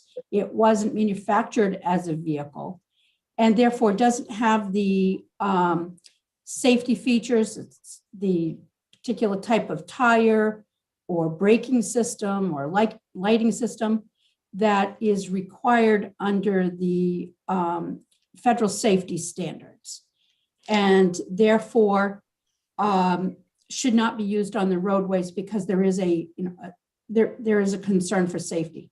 An example of, I have several pictures that I can provide to you for the work session, but an example could be that someone put tires on a snowmobile and said, okay, I want to use this on the roadways now. They maybe put lights and signal lights and things like that, but they can't put a seat belt on it or other types of safety features on it. So it doesn't pass a vehicle inspection, and it doesn't pass the federal safety standards. It was strictly manufactured for off-road, and the manufacturers of off-road vehicles are required to put a label on that vehicle that says for off-road use only. Is this talking about side-by-sides and snowmobiles not allowed? It could be a number of things. People are getting very creative, and there have been several types of vehicles. Vehicles manufactured strictly for military operations have been sold to at auctions to perhaps use off-road, like for agriculture, something along that line. And they've been, and people have tried to register them as on-road vehicles. Okay, I just want to make sure it doesn't hit on vehicles like side-by-sides and snowmobiles, because obviously that's a huge part of our economy in the state of Maine. It only prevents them from being used on the roadways and registered as motor vehicles. Okay, but if you go to Greenville, that's a huge part of their economy up there, side-by-sides and snowmobiles on the roads. Go to Fort Kent, I'm sure Representative Martin can attest to this. Snowmobiles are used as vehicles on the roads in the wintertime, obviously. So I was just curious how in-depth this no off-road vehicle was. I can provide some more information for the work session. Thank you. You're Thank welcome. you for bringing that up. I appreciate it. Representative Danny Martin. Thank you, Mr. Chair. I'd like to follow up on Representative O'Connell's observation. Prior to the work session, Ms. Curtis, if you'd have an opportunity, I would ask that you take a look at Title 12, the Fish and Wildlife statutes. I believe there's a definition for off-road vehicles, and I'm assuming that under Title 29, you must have a definition as well. Quite frankly, a lot of side-by-sides and ATVs throughout the state of Maine, not only in northern Maine, DOT allows them on certain designated highways. For example, in my neck of the woods, on Route 162, there's a stretch there for about 4.5 miles that you can, if your ATV or UTV side-by-side is registered, right on the pavement. So you might want to take a look at that and maybe confer with folks from IFW. Yes, I will. And I also know that there is a permit available for occasional crossing of roadways and using the roadways. But I will look in Title 12 and we will report back to you. Thank you. If I may, Mr. Chair, crossing roadways is another section of Title 12. But if you confer with your folks, and especially engineers with DOT, there are several highways that are designated and allowed by use of ATVs that are registered. Thank you. Thank you. Thank you very much. Representative O'Connell, did you, your hand, oh, it just went down, so you're all right? When I ask Ms. Curtis that, would you be able to do us just a short, very brief summary of each change that you've talked about, so that come work session, we won't be starting from point one. We'd have a little chance to get briefed on some of these things. Yes, I can do that. Not extensive, but just kind of a little bump on each one to give us an idea. Sure. If we want to ask more questions, we can. Yes, sections 1 through 8, 11, and 48, again, amend the definition of off-road vehicles. That's good. Okay. Section 9 provides, as I had mentioned, rulemaking authority for our municipal agent program. What I was referring to, Kathy, was for the work session. If you could just have that for us before, so when work session comes, we'll have it ready to go. Yes, I'm sorry. Okay, no problem, no problem. And the only other question that I had was, it talks about repealing the authority of Secretary of State to issue placards for the deaf, hard of hearing, and the late deafened. Who's going to get that authority? The placards are already being issued by the Bureau of Rehabilitation Services, Division of the Deaf, Hard of Hearing, and Late Deafened. And this is really a duplicative process. They've been issuing those placards for quite some time. Perfect. And we spoke to them and they were fine with the Bureau of Motor Vehicles not issuing any placards. We haven't for a number of years. Okay, that's helpful. I just want to get a connection there, which obviously I had missed. Any other questions from the committee, Ms. Curtis? Seeing none. Thank you very much. Look forward to talking to you again. Thank you. The only other person who is registered to speak today is in support, and that's Tom Brown, Maine Auto Dealer Association. Good afternoon, Mr. Brown, and welcome. Good afternoon, Senator Diamond, Representative Martin, ladies and gentlemen of the committee. My name is Tom Brown. I'm president of the Maine Automobile Dealers Association, which is a statewide organization of franchised new car and truck dealers. We support virtually all of the sections in LD 1433 that pertain to automobile dealerships, but we have a couple of concerns that I'd like to bring to the committee's attention. First, and I apologize because I'm working off the printed bill, and Ms. Curtis just addressed in her presentation the issue of sections 12 and 32 of the printed LD, which is moving the temporary plate section from 462 to 956. And our concern with that is that Senator Farren had a bill which you folks unanimously passed last month that extended the temporary plate period of time from 14 to 30 days, and simply transferring the existing temporary plate section, which is 462, to 956, leaves the 14 days in place. So either Mr. Prower or Ms. Nato would have to advise you as to what happens if you've got two different bills addressing the same section of law, one that changes it from 14 to 30 and one that leaves it at 14 days. We'll take care of that. Thank you. The second point I'd make has to do with that is not in the bill, but it is a part of section 956 of Title 29A, and that has to do with record keeping by dealers and the necessity to have the records available for Bureau of Motor Vehicles, State Police, and Department of Attorney General visits for whatever purpose.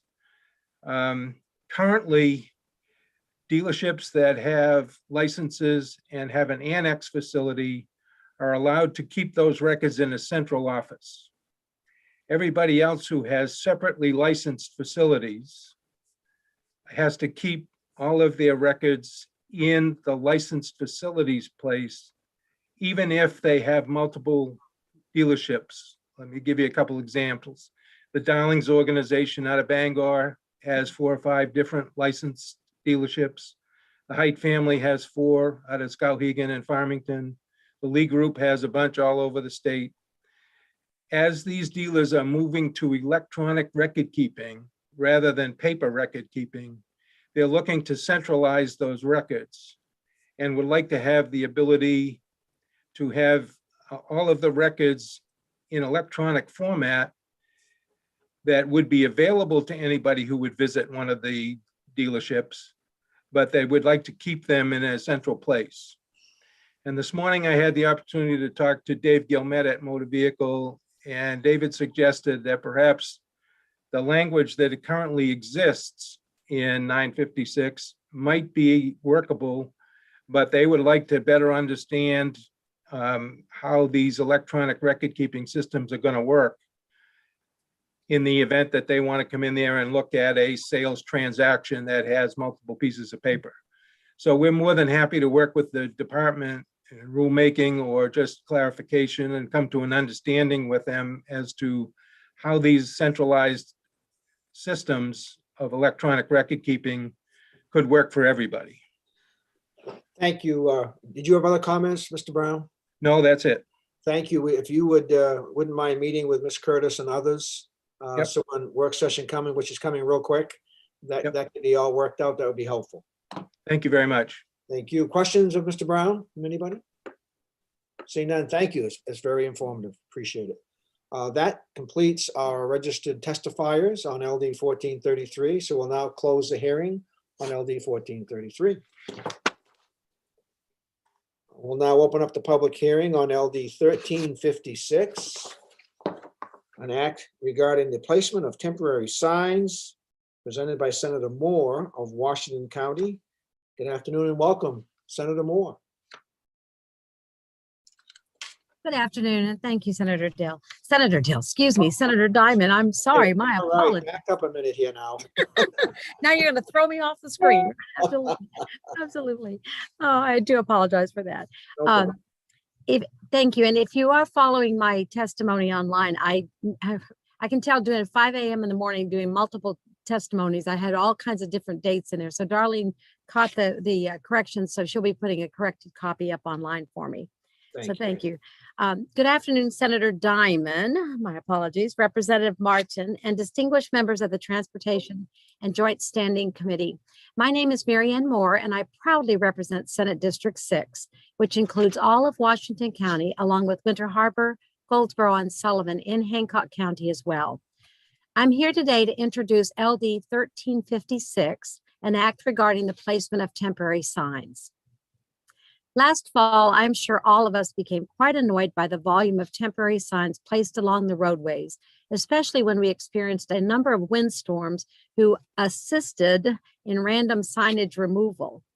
In 2019, you might remember the legislature attempted to put some regulations in place to limit what some considered as roadside litter by adding limits as to when temporary signs could be placed in the roadway without violating one's freedom of speech. As the statute reads, temporary signs placed within the public right-of-way for a maximum of 12 weeks per calendar year, except that a temporary sign may not be placed within the public right-of-way for more than 6 weeks from January 1st to June 30th, or for more than 6 weeks from July 1st to December 31st. Hearing from other candidates as well as myself, I found the law confusing and extremely hard to enforce by the Department of Transportation. I submitted this bill after conversations with the Honorable Dave Burns, who will be testifying after me, to simplify the timeframe specified in the statute. In conversations with the Attorney General's office and the Department of Transportation, we came up with the wording you see in the bill before you today. Please be assured it is not our intent to prohibit temporary signs on private properties, but rather to clean up the public right-of-way. I ask for your support of LD 1356. Thank you, and I would entertain any questions that you might have. Well, thank you very much, Senator. It's nice to see you before us. Thank you for your testimony and presenting the bill. Questions from the committee, Representative Martin, Danny Martin. Thank you, Mr. Chair. Not a question, but a comment. Senator Moore, we all make mistakes. I referred to Senator Farron last week as Senator Davis. So. Oh, no. Thank you. Other questions from the committee? So thank you, Senator Rosen, for being with us. We appreciate you putting that bill. Yeah, I caught that. Thank you. Next, in support of this bill is David Burns. Actually, Senator Burns. Welcome, Senator. We're glad to have you with us today. Thank you, Senator Diamond. Good afternoon, Senator and Representative Martin, distinguished members of the Joint Standing Committee on Transportation. I know what it's like to be mistaken for Senator Davis, so like I'm David. No way, Dave. No way. I am David Burns, a former member of the Maine House and of Representatives and the Maine Senate. I'm pleased to be able to testify before you again today in support of LD 1356. I want to also thank Senator Mary Ann Moore for her sponsorship and also support of this bill.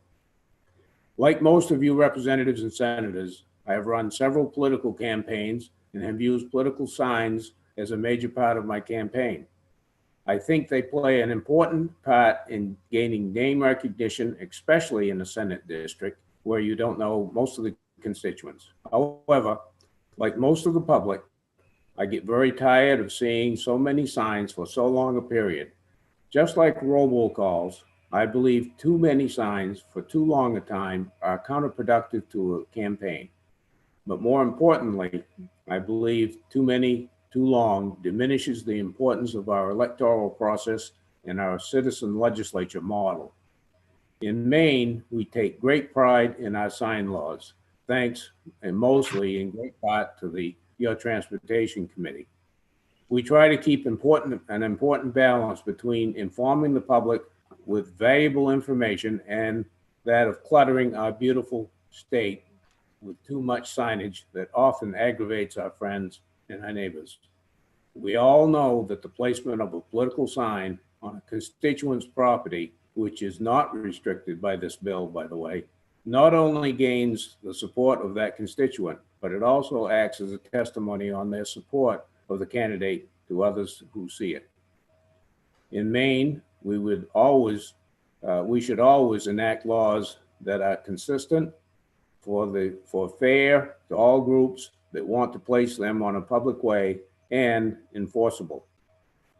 This bill is directed at that. However, I would recommend to your committee that the bill require the allotted time period to be immediately before the event, such as an election or a county fair. It is important that there is a clear and fair standard for everyone to follow. The legislature should not create laws which are confusing and cannot be enforced. Presently, our temporary sign law is so vague and the time period spread out so much that it is impossible to enforce. Many who place temporary signs fail to follow the time restrictions, and some never do retrieve their signs. Here in Washington County, there are still some political signs left over from November's election. I urge the committee to support the goal of this bill and to bring clarity, fairness, and accountability to our temporary sign laws. We Mainers take great pride in our legislature, as well as in the events which bring them to the community. How we advertise these helps to maintain that pride. I thank you very much for your attention to this bill. Thank you, Senator. Questions from the committee? When you were working on this bill, did you take in consideration the Supreme Court, U.S. Supreme Court ruling, the Reed versus the town of Gilbert regarding signs? Was that part of your references? Yes, we did, and I think we were able to. I think the senator was able to structure the language for the reviser's office so that we can avoid that. So I guess that'll come up in the work session. Yep, very good. Thank you for that. I appreciate it. Questions from the committee? Other questions? Seeing none, thank you, Senator. We appreciate you being with us. Thank you. That's the last proponent. Speaking as an opponent is Rebecca Graham from the Maine Municipal Association. Good afternoon again, Ms. Graham. Thank you, Senator Diamond, Representative Martin, and distinguished members of the Transportation Committee. My name is Rebecca Graham, and I'm here providing testimony in opposition to LD 1365 at the request of our 70-member Legislative Policy Committee. Municipalities, primarily through their public works departments, are the ones that are dealing with the lion's share of these complaints, and city halls and town halls are the first place that residents go to file those complaints. And it's important to note that in urban compacts, it falls upon the municipalities to provide that. The lower time burden is going to be a significant amount of more pressure. And I understand that it is a frustration around election period. However, the public ways are also used for a number of important seasonal businesses, including farm stands and seasonal craft shows. And we thought that the 6-week period that had been previously passed through this committee was adequate to make sure that those folks weren't swept up in that same way. And we still feel like that is a challenge for us to be able to police as well, and a huge burden on our public works. So for all of those reasons, our municipal officials are really not keen on shortening that. They think it's going to increase that duty and that pressure upon them to police, and it's already a struggle. With that, I'd be happy to bring back any information, additional information for the work session as well. Thank you very much, Ms. Graham. It's nice to see you again. Are there questions from the committee? Seeing none, we look forward to seeing you at work session. Thank you. The other person to speak as neither for nor against is Megan Russo of the Maine Department of Transportation. Good afternoon. Welcome. Good afternoon, everyone. Good afternoon. Let's see. Senator Diamond, Representative Martin, members of the Transportation Committee. My name is Megan Russo. I am the Manager of Legislative and Constituent Services at Maine DOT. Maine DOT is neither for nor against LD 1356. Maine DOT has long accommodated the placement of signs, of temporary signs in the public right-of-way in accordance with the Maine Traveler Information Services Act, as defined in Title 23, Section 1913A. As many on this committee are aware, the U.S. Supreme Court's 2015 ruling on Reed v. Town of Gilbert prohibits the regulation of temporary signs based on content. The Reed decision specifies that temporary signs can only be regulated by time, place, and manner. During the 127th legislature, this committee heard LD 1592, which was in direct response to the Reed decision. LD 1592 changed Maine's temporary sign laws to conform with the Supreme Court ruling. LD 1356 restricts the placement of temporary signs in the public right-of-way for a maximum of 30 days from January 1st to June 30th and 30 days from July 1st to December 31st. Currently, statute states that signs may be placed in the right-of-way for a total of 6 weeks from January 1st to June 30th and 6 weeks from July 1st to December 31st. While drafting 1356, the sponsor contacted Maine DOT to ensure that final language would be in compliance with the Reed decision. This discussion included Chris Taub from the Maine Attorney General's office. We believe that this proposal would meet the requirements of the Reed decision in that it only changes the length of time that signs can be placed in the public right-of-way. Thank you for your time, and I'd be happy to address any questions the committee might have. Thank you, Ms. Russo, for your testimony. Are there questions from the committee? You'll be available at work session, so in case anything comes up. Thank you. I will. Seeing none other registered testifiers, we'll close the public hearing on LD 1356. Thank you, everyone. See you later. Oh, see you now. Take care. We'll now open the public hearing on LD 1321, an act to provide protection for tractors when using public ways, presented by Representative Kinney of Knox. Good afternoon and welcome. Good afternoon. Good afternoon, Senator Diamond, Representative Danny Martin, to be specific here, and distinguished members of the Transportation Committee. I am Mary Ann Kinney, and I represent House District 99, which includes the towns of Brooks, Burnham, Freedom, Jackson, Knox, my hometown, where cows outnumber people, Monroe, Thorndike, Troy, and Unity. These rural Waldo County towns are an important reason for me submitting LD 1321, an act to provide protection for tractors when using public ways. As a very rural farming district, I have been approached to fix the law pertaining to farm tractors of all sizes and have seen firsthand why this is sadly necessary. Currently, there's no protection for the farmer who's traveling a short distance on main roadways between fields. Drivers and passenger vehicles are often pushing the limits, so to speak, with these large vehicles, which may have one or more large implements attached to the motorized tractor. Here in Knox, we get traffic jams in the summer when we have 3 vehicles behind a tractor. These traffic jams in the summer do not last long, as the tractor is turning into a nearby field, usually within 1 mile or less stretch of roadway.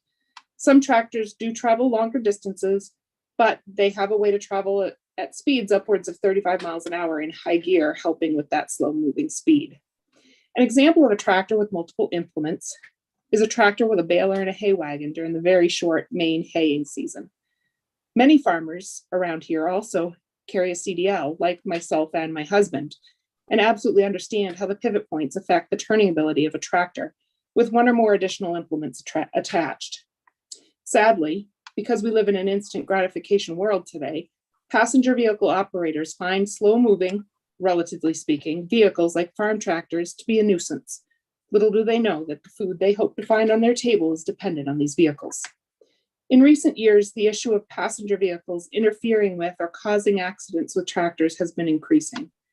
I was asked to do something about this for our farmers who are losing the use of important equipment for them to keep their farm going, because there's no recourse for the farmer to collect damages from the passenger car who was ultimately at fault. Farmers are not in the business of farming in Maine for the money, as it's not there. And I understand that insurance is the best way to recover damages, but I'm not sure how to require insurance companies to add this to passenger vehicle policies. In fact, I think it's already really there. It's just a way that we need a vehicle to be able to allow the farmer to go after that vehicle policy. Because our policy on our tractors is not a vehicle policy, it's usually a farm policy. And I want there to be a way for the farmer or the tractor owner to recover damages to what is often a vehicle valued well above that of the passenger vehicle who has likely caused the damage. New tractors today cost upwards of $100,000 or more. The biggest issue is when a tractor needs to turn left into a field from the roadway. Farmers are required to have working lights along with slow-moving orange triangles on their tractors. We have turn signals and hazard lights that are used as we travel along the road with our fellow drivers. Sometimes our implements are larger, wider, and cannot be passed while we're driving down the road.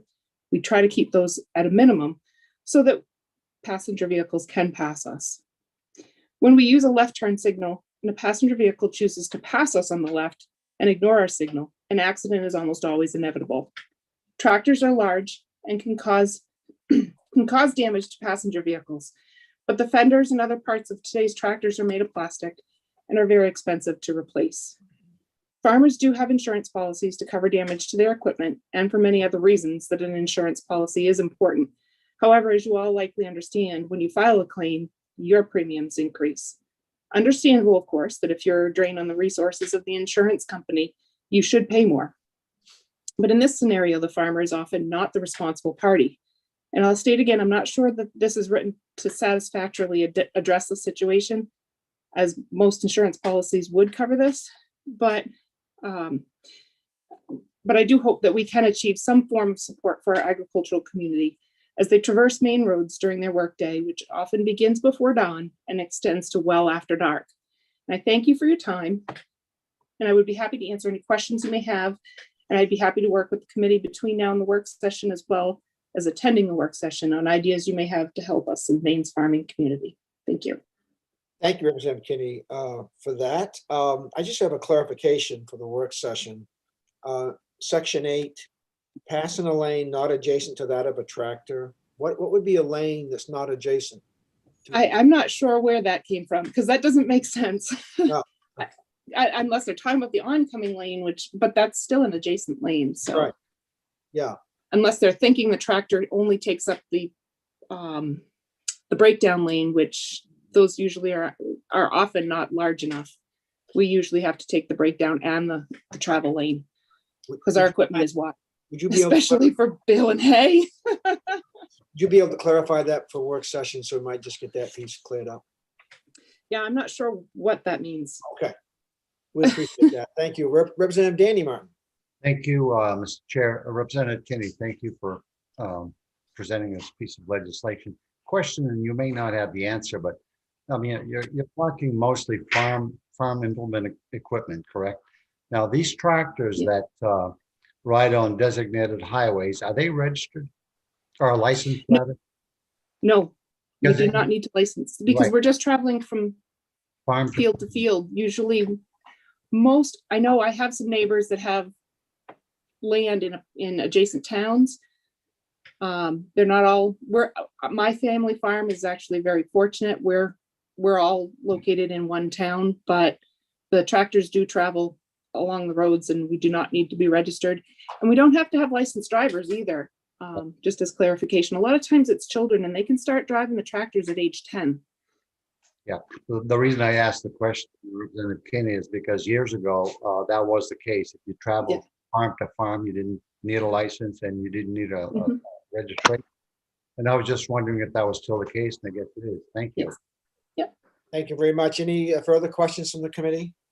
The other thing to clarify for work session, Representative Kinney, if you wouldn't mind, is I'm thinking that maybe insurance policies already include this. You made reference to that. Would you be able to just clarify that for us come work session? Absolutely. And I think that you're going to have some testimony from that area as well that better explains it than I do. Okay.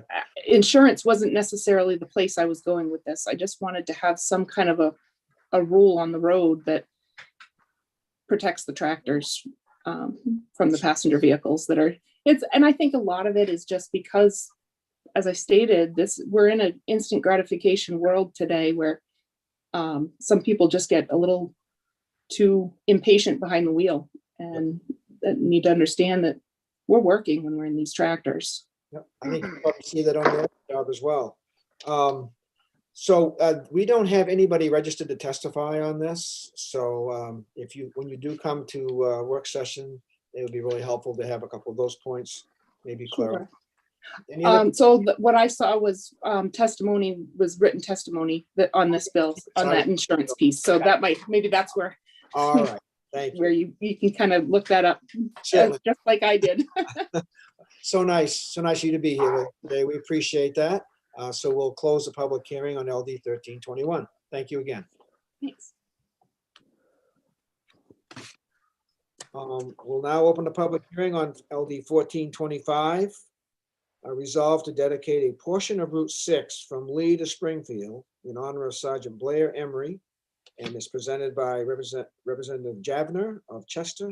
I hope I pronounced that name correctly. Good afternoon and welcome. Good afternoon. Thank you. You did very well. Good afternoon, Senator Diamond, Representative Martin, and esteemed members of the Transportation Committee. I am Representative Kathy Javner. I represent House District 141, which is located in Penobscot and Washington County. I am honored to present LD 1425, resolved to dedicate a portion of Route 6 from Lee to Springfield in honor of Sergeant Blair Emery. Sergeant Emery served our country with distinction. On November 30th, 2007, he lost his life in the line of duty serving on foreign soil. Blair was a graduate of Lee Academy. He would spend his days living life to the fullest, enjoying all that rural Maine has to offer a young man in his prime. He was an avid baseball player, leading his team to win the Eastern Maine Championship game in 2002. His father, Bill Emery, desires to honor his son by dedicating this portion of Route 6 in his loving memory. One of the greatest gifts we have to offer to our fallen soldiers is to never forget their sacrifice, to never forget that the cost of freedom is not free. The town of Lee has given their support to this endeavor. You will hear from Sergeant Emery's family members today as well. I urge you to lend your support to this effort and vote unanimously in favor of this piece of legislation. Thank you for your time today, and I'll be happy to answer any questions that the committee may have. Thank you very much for your testimony. We appreciate that. Before we go to other questions, did you have you had a chance to talk with DOT or at least other people in going through the process of getting? We like to have the local select board or council and local town government and others send us a communication saying they support this. Yes, I have that communication, and I have spoken to Megan at the DOT quite extensively. Okay, very good. Thank you for that. Questions from the committee? Seeing none, next person who's speaking as a proponent is Hillary Emery. Good afternoon, Ms. Emery.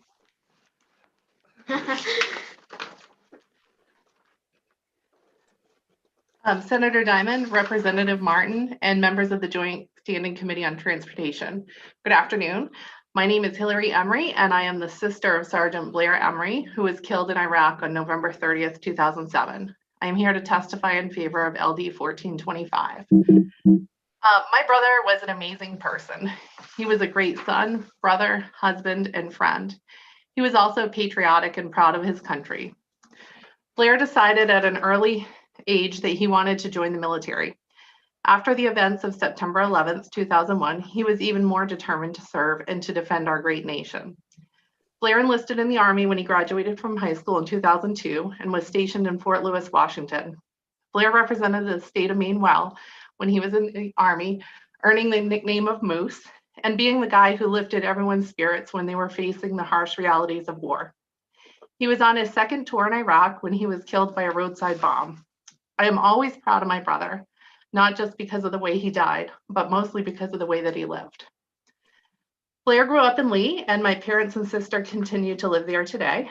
Route 6 runs right through the heart of Lee, and I think it would be fitting for this main road to be dedicated in his honor.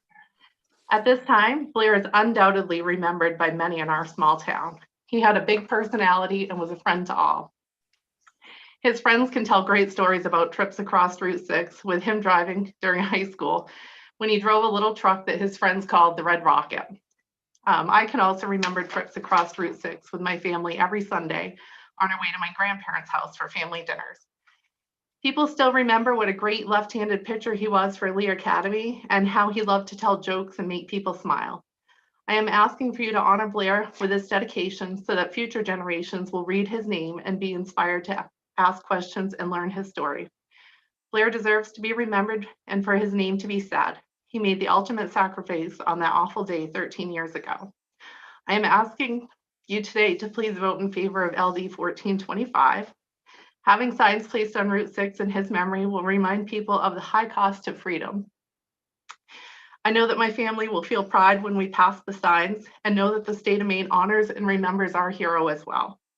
Thank you for your time today and for your consideration of this honor from my little brother. I would be happy to answer any questions. Thank you so much. And sharing some of those things with us. It's very nice of you. We're pleased that you're here. Are there questions from the committee? Thank you for being with us. Next would be Alina Emery, A-L-I-N-A, and I hope I got the name correctly. Did I do it right, Alina? Yes. Oh, thank you. So nice to have you with us. Welcome. Senator Diamond, Representative Martin, and the members of Committee on Transportation.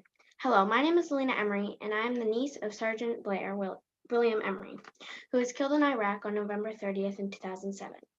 I am here today to testify in favor of LD 1425, resolved to dedicate a portion of Route 6 from Lee to Springfield in honor of Sergeant Blair Emery. My uncle was killed before I was born. As I grew up, I heard so many funny stories about him and how great of a man he was. My mother, Hillary Emery, named me after him, which I think is super special to be named after such a great man. I would love to have Route 6 from Lee to Springfield named after him so other kids can learn more about him and know the sacrifice that he made for our country.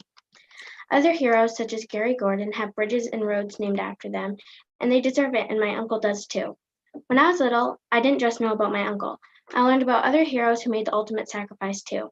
It would be so special to me and my family if you would vote in favor for LD 1425 to dedicate a portion of Route 6 from Lee to Springfield in honor of him, so other people can learn and remember my uncle and what a great man he was. Thank you for your time. Alina, how old are you? I'm 12. You are very impressive. That Thank was you. a wonderful reading of your testimony. Very, very impressive. Thank you for that. You're welcome. Hold on, we got some questions, I think. Senator Farren has a question. Not really a question. I just want to say I can only imagine how proud your uncle is of you, and thank you for being here with us today and telling that story and testifying in front of us. You are an amazing young lady. Thank you. Thank you. Are there other questions from the committee? Excellent. Thank you for being with us, Alina. It was very, very nice having you there. You're welcome. You're welcome. Thank you. Next, we have Earl Emery, who's testifying in favor. Good afternoon, Mr. Emery. Good afternoon, Mr. Diamond, Senator Diamond, and Representative Martin. My name is Earl Emery. I go by Bill, my middle name, and I'm the father of Blair Emery. And as you know, I want to have it part of Route 6 dedicated to my son's memory. You got my written testimony. I won't go through all the awards he has, how he moved, but there's just one thing that I'd like to say. I picked it up and it says a person only dies twice. Once when he takes his final breath, and once when nobody says his name again. And I want to keep his name a lot. That's why I'm doing this. And I'd take any questions. I'll keep it short. Mr. Emery, thank you. I know it's hard for you, but we really appreciate you being here and sharing that. Thank you very much. Are there questions? Are there questions from the committee? Seeing none. Well done. Point made. Thank you very much, sir. Thank you. Do we have others who are testifying in support of? This looks like that might be the list. Representative Javner, thank you for bringing this forward. They all have a good reason to be proud of you as well. So thank you. Thank you for that. Thank you, the Emery family. Appreciate you being with us. And we'll be working on this in work session coming up real soon. Thank you. Thank you. Right. Thank you. That completes the testimony on LD 1425. So we'll close the public hearing.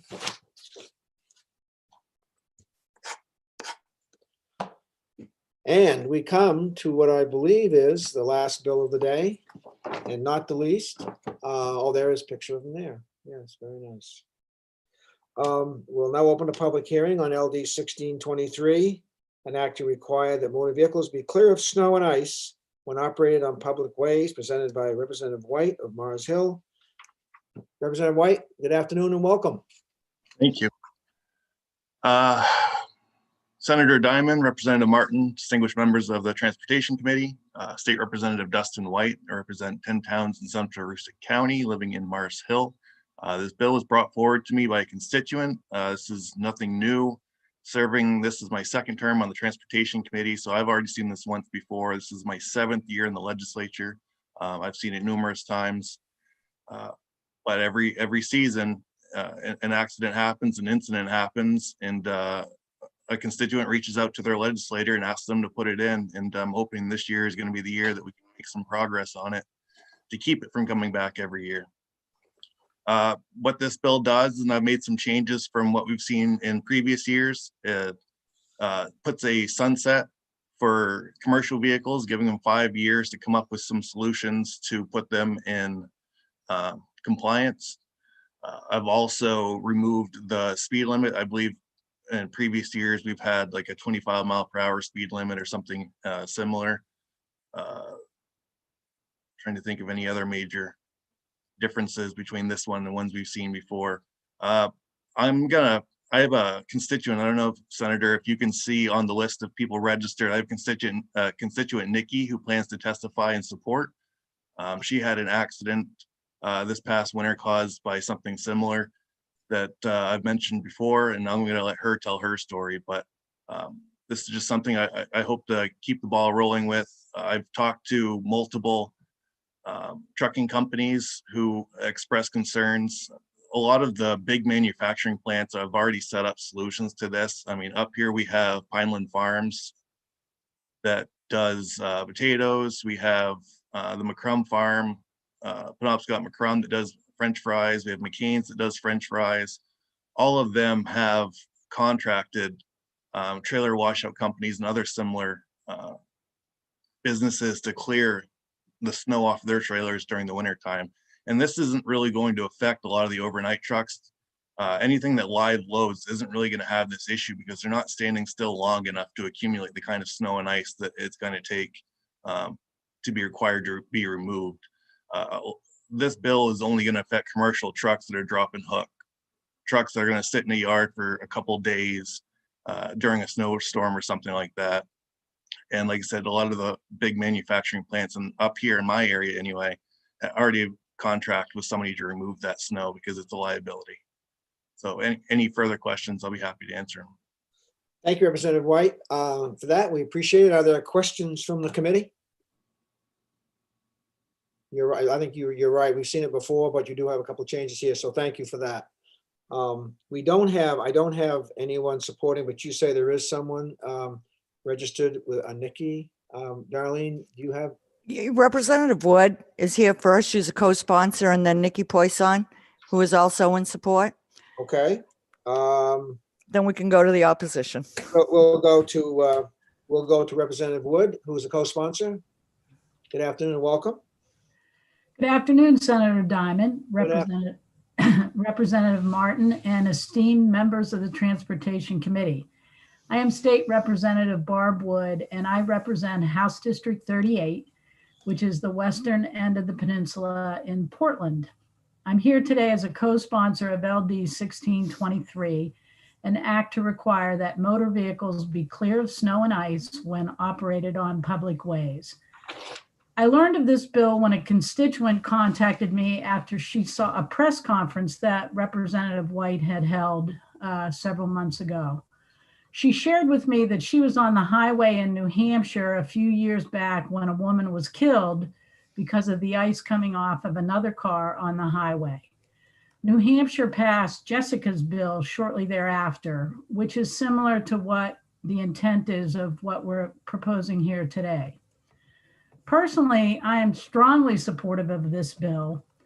I ran the distribution center at LL Bean for a number of years. For a period of that time, the trucking department reported to me. This topic came up way back then, and I was told by the supervisor who worked for me that there was no law against it, so the department didn't do anything about the ice. I made sure to start working on changing that. There is now a structure at LL Bean fondly called a sky plow. The tractor trailer drivers drive under and is at the height to scrape the snow off the roof. It can also be adjusted to differing heights. Someone told me that similar bills have been brought forward in the past, which I guess I just heard a little more about that. I'd like to touch base on a couple of things that I was told were issues on some of those bills. One was enforcement. Somebody said, you know, how do you enforce this? And to me, it's enforced the same as anything. I mean, just take speeding, for instance. When a law enforcement officer sees someone speeding, they stop them. They can issue a warning or a ticket that includes a fine. The same would apply here. If an officer sees someone with snow or ice on their vehicle roof, they stop them. They can issue a warning or a ticket that includes a fine. I've done some research on this, and I've seen some places where fines are only given when there's actually been an incident of snow or ice becoming dislodged and striking another vehicle, person, or object. That would be up to the committee to decide how stringent you wanted the law to be. The other big issue is expense. To me, there's two parts to this. First, as you've heard, this bill to begin with only applies to non-commercial vehicles, what you and I probably drive every day. As written, commercial vehicles are exempt until May 1st, 2026. So the only expense for the first 5 years is someone's time to clear off their car. I was trained at a young age by my father to do this. And I want to mention one of the things my father always said. It takes 6 seconds longer to do something right than to do something wrong. That was usually an exaggeration, but we always got his point. People are trainable and can learn to clean off their car if they don't do so already. The second expense issue is more complicated, as you've heard, with commercial vehicles when they come online in 2026. Yes, trucking companies and truckers are going to have to spend some money. But the only way we can make our highway and roads safer is to require that these vehicles be cleared off. Yesterday, I spoke with the company in Kennebunkport that built and installed the Sky Plow at LL Bean several years ago. They did it for just under $20,000. They can make something that isn't quite as sophisticated, but would probably cost around $15,000.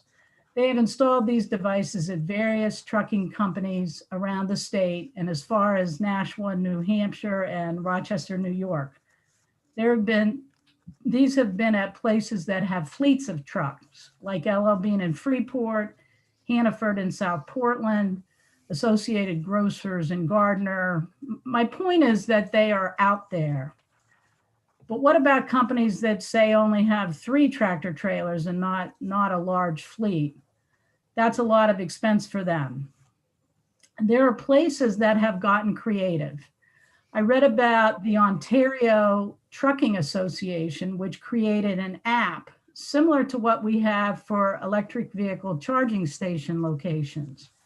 This particular app was for places where these devices were located in Ontario and whose owners would agree through the trucking association that they belong to let other members of the association use their Sky Plow. Another example was in New Brunswick, Canada, where the government decided to invest in these devices and installed them at the 7 trucking weigh stations along their highway. There are ways to get creative and make this happen. I'm afraid if we do nothing, this will continue to be a serious safety issue. I don't want Maine to have a Jessica incident like New Hampshire did, resulting in someone dying on the highway and then implementing a law. Creating one now will give the trucking industry the time to figure out what is the best action for them in Maine. This bill gives them 5 years to come up with a solution, while at the same time getting our residents in this habit now. Thank you for your time and consideration of LD 1623. I'd be happy to answer any questions you might have for me. Thank you, Representative Wood. Thank you for that testimony. Are there questions from the committee? Seeing none, thank you again for being with us. Are there any other co-sponsors that would like to present testimony? Seeing none, we'll now go to a proponent, Nikki Poisson. Did I say that correctly, Ms. Poisson? Close, Poisson. Poisson, okay, very good, got it. Welcome. Thank you. Thank you very much for your time, Senator Diamond, Representative Martin, and distinguished members of the Transportation Committee. Earlier this year, while I was traveling on a sunny day shortly after a snowstorm, a vehicle in front of us had a sheet of ice fly off of the roof of the vehicle. It bounced off the roadway and smashed into the windshield of my vehicle, causing it to be undrivable. During the winter months, you can very easily count numerous vehicles that have snow and ice buildup ready to fall off at any time. And I just feel that before somebody does get hurt, that we need to give our law enforcement officers the tools that they need to be able to enforce this. Thank you very much. You're welcome. Thank you. Thank you. Are there questions from the committee? Seeing none, thank you, Ms. Poisson, for being with us. Thank you very much for your time. Oh, absolutely. You're entirely welcome. Seeing no more supporters, proponents, we'll now go to the opponents. Tim Doyle, Maine Motor Transport, professional logging, Maine Motor Transport. Welcome, Mr. Doyle. Thank you, Senator Diamond, Representative Martin, and members of the Transportation Committee. It's been a pleasure to be with you this afternoon. My name is Tim Doyle, and I'm the Vice President of Maine Motor Transport Association. The association is comprised of over 1,600 member companies whose employees comprise a large portion of the 32,000 people who make their living in the trucking industry. I am here today to testify in opposition to this bill. As you know, the association believes strongly in highway safety, and we certainly understand why this bill has been presented. The issue is not new, as you've heard, and has been debated several times in the committee previously, as well as in legislatures across the country. The problem remains, however, because there's no easy solution. In fact, in 2008, at the request of the trucking industry representatives, the American Transportation Research Institute, ATRI, initiated a study of snow and ice accumulation on vehicles. Darlene was kind enough to provide a link to this report for the committee, as I forgot to attach it in my online testimony. The ATRI study documented the existence of the problem, reviewed state legislation targeted at the problem, and attempted to identify methods as well as facilities used to remove snow and ice, and analyze the efficacy of those efforts. Clearing the snow and ice from passenger vehicles is relatively easy to accomplish, and we support the requirement that cars be clear of snow and ice before operation. Clearing snow and ice from commercial trucks, however, is not easy, it's not safe, and sometimes it's not even possible. We appreciate the sponsor's willingness to exempt commercial vehicles from this bill for that reason. However, we cannot support the sunset provision that would make commercial vehicles subject to the law in 5 years. In climates such as Maine's, snow and ice will always present a problem for our industry.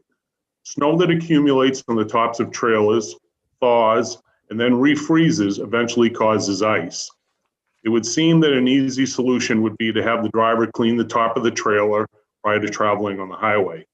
This, however, presents a huge challenge as the trailers are 13 feet 6 inches in the air. Motor carriers that allow their drivers to climb that high to clear trailers would be in violation of OSHA regulations, which prevent working at such heights without proper safeguards. Further, the trailers are not built to accommodate walking on them. Trailer ceilings are either thin metal or translucent plastic and are simply not designed to hold much weight. Walking on top, especially when it's slippery, would be dangerous for drivers. Even when the trailers are clear as snow, a thin layer of ice may be there that's not easily seen during the driver inspection. Our association believes that the long-term answer to this problem is to rely on an engineering solution that would prevent snow and ice from accumulating on the trailers in the first place. We joined with 31 of our other affiliated trucking association counterparts who wrote to the National Transportation Safety Administration and the Federal Motor Carrier Safety Administration in urge them to work collectively with the trucking industry to determine the scope of the problem and develop the most practical, effective, and economical viable approaches to address this issue. To date, no such solutions have come forward that we know of. And we doubt that there will be a solution before May 1st, 2026, which is why we cannot support the sunset.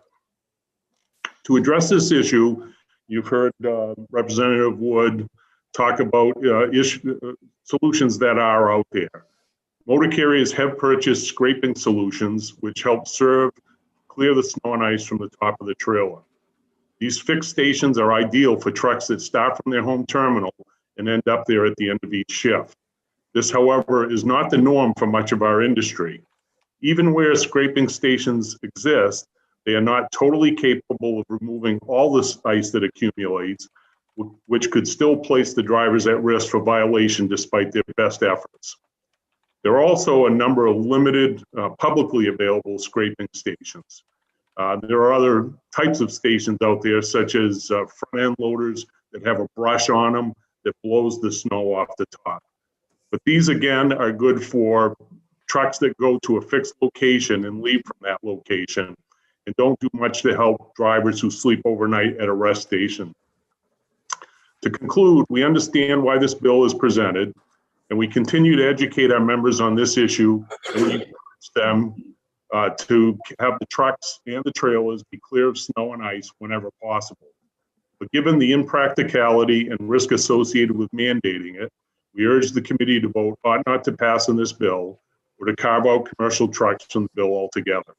Thank you, and I'd be happy to answer any questions the committee may have. Thank you, Mr. Doyle. Helpful information. Are there questions from the committee? Just one clarification for the work session. If something happens now, in other words, ice comes off the top of a trailer and damages a vehicle, is that already is someplace in the law where that is, then the driver and the company are held liable? They can be held both civilly liable, and I think law enforcement has used other tools such as insecure load or even driving to endanger, depending on the seriousness of the incident. So there are tools available to law enforcement to address this issue. Thank you. Other questions from the committee? Seeing none. Thank you, Mr. Doyle. Thank you. Speaking in opposition, Dana Doran. Good afternoon. Welcome. Thank you. Good afternoon, Senator Diamond, Representative Martin. Again, my name's Dana Duran. I'm Executive Director of a trade association called the Professional Logging Contractors of Maine. PLC is the voice of independent logging and associated trucking contractors throughout the state. We were formed in 1995 to represent logging and trucking companies in the state. I've given you my written testimony, so I will summarize some of that. Some of it is duplicative to what you already heard from Mr. Doyle. So I'm going to try to touch upon points that have not been brought up already, but obviously I'm here to testify in opposition. While we appreciate the intentions of Representative White and the fact that the impact of this legislation on commercial vehicles would not take effect until May 1st of 2026, we cannot support it at this time, even with that sunset provision and delay. And I just want to bring up that this legislation, although different language, is similar to bills that this committee heard in the 128th, LD 137, and LD 1133 in the 137 was in the 128th, and 1133 was in the 127th. And both of those bills, this committee voted unanimously ought not to pass. So we take safety very seriously. We created an insurance partnership with Acadia Insurance back in 2000 to lower risk. And we have trainings each year in fleet for our drivers, mechanics, and companies to address safety with trucking.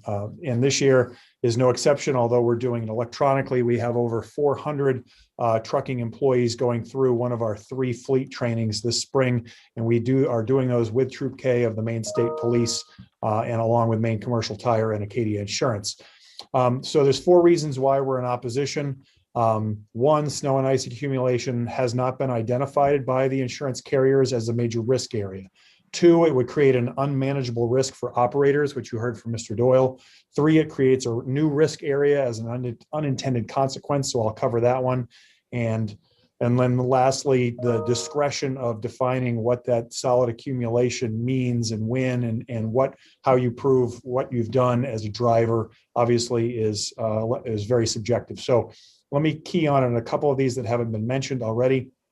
So first, I mentioned the insurance partners. So Acadia, Acuity, Liberty Mutual, who are the biggest insurers of commercial risk in the state, have never brought this to our attention and never said you need to make sure you train your folks on this. So I just want to make sure folks know that. Two, Mr. Doyle mentioned the risk to the driver. You can see that log truck behind me. In the wintertime, not only is it a violation of OSHA unless you have proper safety tie-off, but we are not going to put drivers on top of a loaded log truck and ask them to clear snow and ice off of those loads. Three, Senator Diamond, you asked about current statute. So I want to point out in the current statute, section 2396 of Title 29A already includes language which pertains to this subject. As currently written, the statute promotes public safety by aiming to keep highways clear of injurious materials and imposes two duties to ensure compliance. One, a duty not to impede travel or create hazards by placing foreign objects in the road, and two, a duty to secure loads of materials such as wood to prevent transported materials from falling from traveling vehicles. These duties accord with the reasonable standards of conduct applied to setting up a load for transportation. In loading a vehicle, part of the job of an operator is securing that load. The operator is also responsible for ensuring that snow and ice do not impede travel or create hazards. Failure to remove ice accumulating on a truck trailer prior to beginning a haul may be actionable negligence, especially if it results in an accident. So defeating this bill does not shield an imprudent operator from possible liability. And so essentially that sums up our primary issue areas. You can look at my testimony for further information, but I did want to mention both of those, well, actually all three of those, because it adds to what Mr. Doyle said. And also I heard Senator Diamond, you asked that question about liability. So I wanted to make sure I referenced that. So with that, we appreciate the sponsor's intent, but we certainly agree with MMTA that commercial vehicles should not be included in this in any way. So thank you. Happy to answer questions. Thank you. Very informative. We appreciate you being here with us. Representative Danny Martin has a question. Thank you, Mr. Chair. Dana, I've seen these scraping stations work, and I'm aware that you can adjust the height, let's say from 12, 13 to 13 and a half feet. I'm looking at your rig behind you in your background. That would probably be impossible to use that under a scraping station, would it not? Unfortunately, yes, for several reasons. One, because of the height of the stakes on the sides of the truck, it would tear any scraping station. Exactly. And generally wood is not loaded above those because of weight. And then also it's not looked upon highly by Troop K to have wood that's higher than those stakes. So it's virtually impossible, yes. No, nor would you volunteer to go up in one of those and start scraping snow off of that, would you? Not in the winter time. And again, you have to, as Mr. Doyle mentioned, and I'll mention it, you have to have fall protection for OSHA. If you're 4 feet above the ground, you have to have a tie off. And in the winter time, especially, you're not going to have any driver, especially me, travel up on that, even with a fall protection system because of the risk. The biggest risks in our industry right now are slips, trips, and falls. And we don't want to have more slips, trips, and falls as a result, nor do we want to have an OSHA violation. Thank you. Thank you. Other questions from the committee? We look forward to seeing you at work session. Would you be with us? I will be with you, absolutely. Thank you very much. Thank you. We'll go to the next and last testifier, Lieutenant Bruce Scott, Department of Public Safety. Good afternoon, Lieutenant. Good afternoon, Senator Diamond and Representative Martin, and honored members of the Joint Standing Committee on Transportation. My name is Lieutenant Bruce Scott, and I'm the commanding officer of the State Police Traffic Safety Unit. I'm here today to testify on behalf of the Department of Public Safety and the Maine State Police, neither for nor against LD 1623. While we understand the intent of the bill is to prevent the devastation that's caused by snow and ice falling off from vehicles and smashing into other vehicles, there is difficulty in enforcement of this type of law. Terms such as a minor amount of solid precipitation and a reasonable effort to remove the load is ambiguous and a challenge to enforce. Not only does it make discretion difficult, but it often leads to a lack of judicial support. You may also want to consider that it is unlawful for any vehicle to stop on the interstate or the main turnpike unnecessarily, and that stopping to clear off the snow that has accumulated during a snow event may be more dangerous than proceeding on with the solid precipitation on the vehicle. How do we deal with the snow that's accumulated on a vehicle while in transit that the operator has no way of safely removing until they've reached their destination? We don't want people stopping on the side of a busy highway in a blinding snowstorm in an attempt to follow this law, only to be struck and injured or even killed by a passing motorist. What about the operator that doesn't have the physical ability to reach the top of their vehicle? We realize that this bill exempts commercial vehicles for the next 5 years, but what about after that? Say a tractor trailer leaves Jackman with a perfectly cleared off vehicle, and as it travels down the road in a snowstorm, it collects 5 inches of snow before it gets to Augusta. There's no safe place to stop along the way, but even if the driver can find a safe location, do they have the equipment with them to climb up onto the roof and shovel it off? Are there any OSHA concerns about being over a certain height without the safety equipment and tying themselves off? Perhaps some language to provide an exemption during the precipitation event would help solve some of the concerns discussed here today and take a step towards public safety. For these reasons, we're neither for nor against LD 1623. On behalf of the Department of Public Safety and the Maine State Police, I do thank you for your time, and I'd be happy to try to answer any questions that you may have. Thank you, Lieutenant. Nice to see you again. Are there questions from the committee? Just a quick one for the work session. You talked about trucks. Do you see any similar problems with regular vehicles? Getting the snow cleared if there's accumulation of snow during their travel? Is there anything there that you'd be concerned about? Yeah, Senator Diamond, it kind of goes along the same way. I've stopped vehicles over the years for concerns, and we certainly can address this in other ways, but I've stopped vehicles, say, with that handicap placard where somebody driving a van who had expressed that their child had cleared the van off for them, and then they're traveling in for some type of treatment at the hospital or dialysis, and they had no way to clear it off, but still had to get home. And so I know police officers have taken steps to try to help accommodate people on the side of the road, but there's times that they can't. So I think that there are issues and concerns with any vehicle in the middle of a storm, because we know that snow does accumulate naturally while traveling. If there was a hiatus or a period of time that we didn't enforce that during the snow event, we might feel more comfortable as you moved into a day or two after a storm saying you should have had time and ample opportunity at that point to get some help from somebody. And the excuse that you can't reach your roof isn't good forever, but it might be good for the day of the storm. So it is a bit challenging even for us to try to come up with a perfect solution for you, sir. Gotcha. Senator Farren. Thank you, Mr. Chair. Thank you, as always, Lieutenant Scott, for being here with us. Just kind of curious, I heard the bill sponsor talk specifically about New Hampshire, and just kind of wondering that we have some, I'm sure you have brethren down there back and forth and talk, and I just wonder if maybe you'd had a chance to reach out to them, and if not, maybe do that before work session, just so we kind of get some feedback. Yeah, Senator Farren, it's a great point, and I did look up that law myself and do some research, and I've recently looked at it again.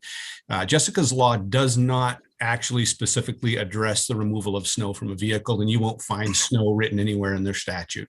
What it does talk about is negligent driving and operation of a motor vehicle. I would equate that similarly to our driving to endanger, except in Maine, it's a crime for driving to endanger, where in New Hampshire, they've got it as a traffic violation with a fine that's assessed with it.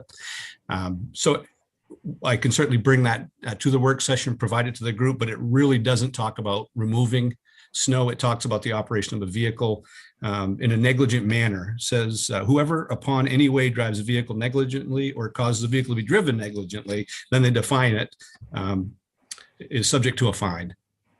Gotcha. Which makes it still kind of broad and vague, similar to our driving to endanger statute. Endanger law statute. Yep. Thank you, Lieutenant. You're welcome, sir. Thank you. Other questions from the committee? Well done. Thank you very much, Lieutenant. I think that concludes our testimony totally. Darlene, anybody we're missing? Just so I. Nope, we got them all. Very good. That does it. We just did 12 bills, public hearings. Congratulations, everybody. Take a breather. And then on Thursday, we have 9 bills to do work session. And on Friday, which will conclude most of our work, not all of it, but the bulk of it, will we have 12 bills to do a work session. So come ready and we'll deal with all of these then. Any questions or any comments, Mr. Chair? Danny Martin? Yeah, just a comment, we did great. Thank you. Great committee. You did wonderful. And Representative O'Connell? And correct me, Friday is 0900, is that correct? 0900 is right. Okay, thank you. See how quick I was to do that military thing? 10-4. KBC 579. All right, so we're done. And thank you very much. We'll see you on Thursday. We'll wrap things up on Friday for the most part, and then have a day break. Take care. Thanks, everybody. Great job. Take care, everybody. Brad, who are you talking to? Because you're on mute. Trying to get to Senator Diamond. I was just going to say, I've noticed all this vanity stuff started under your watch. That's what I took away from the day.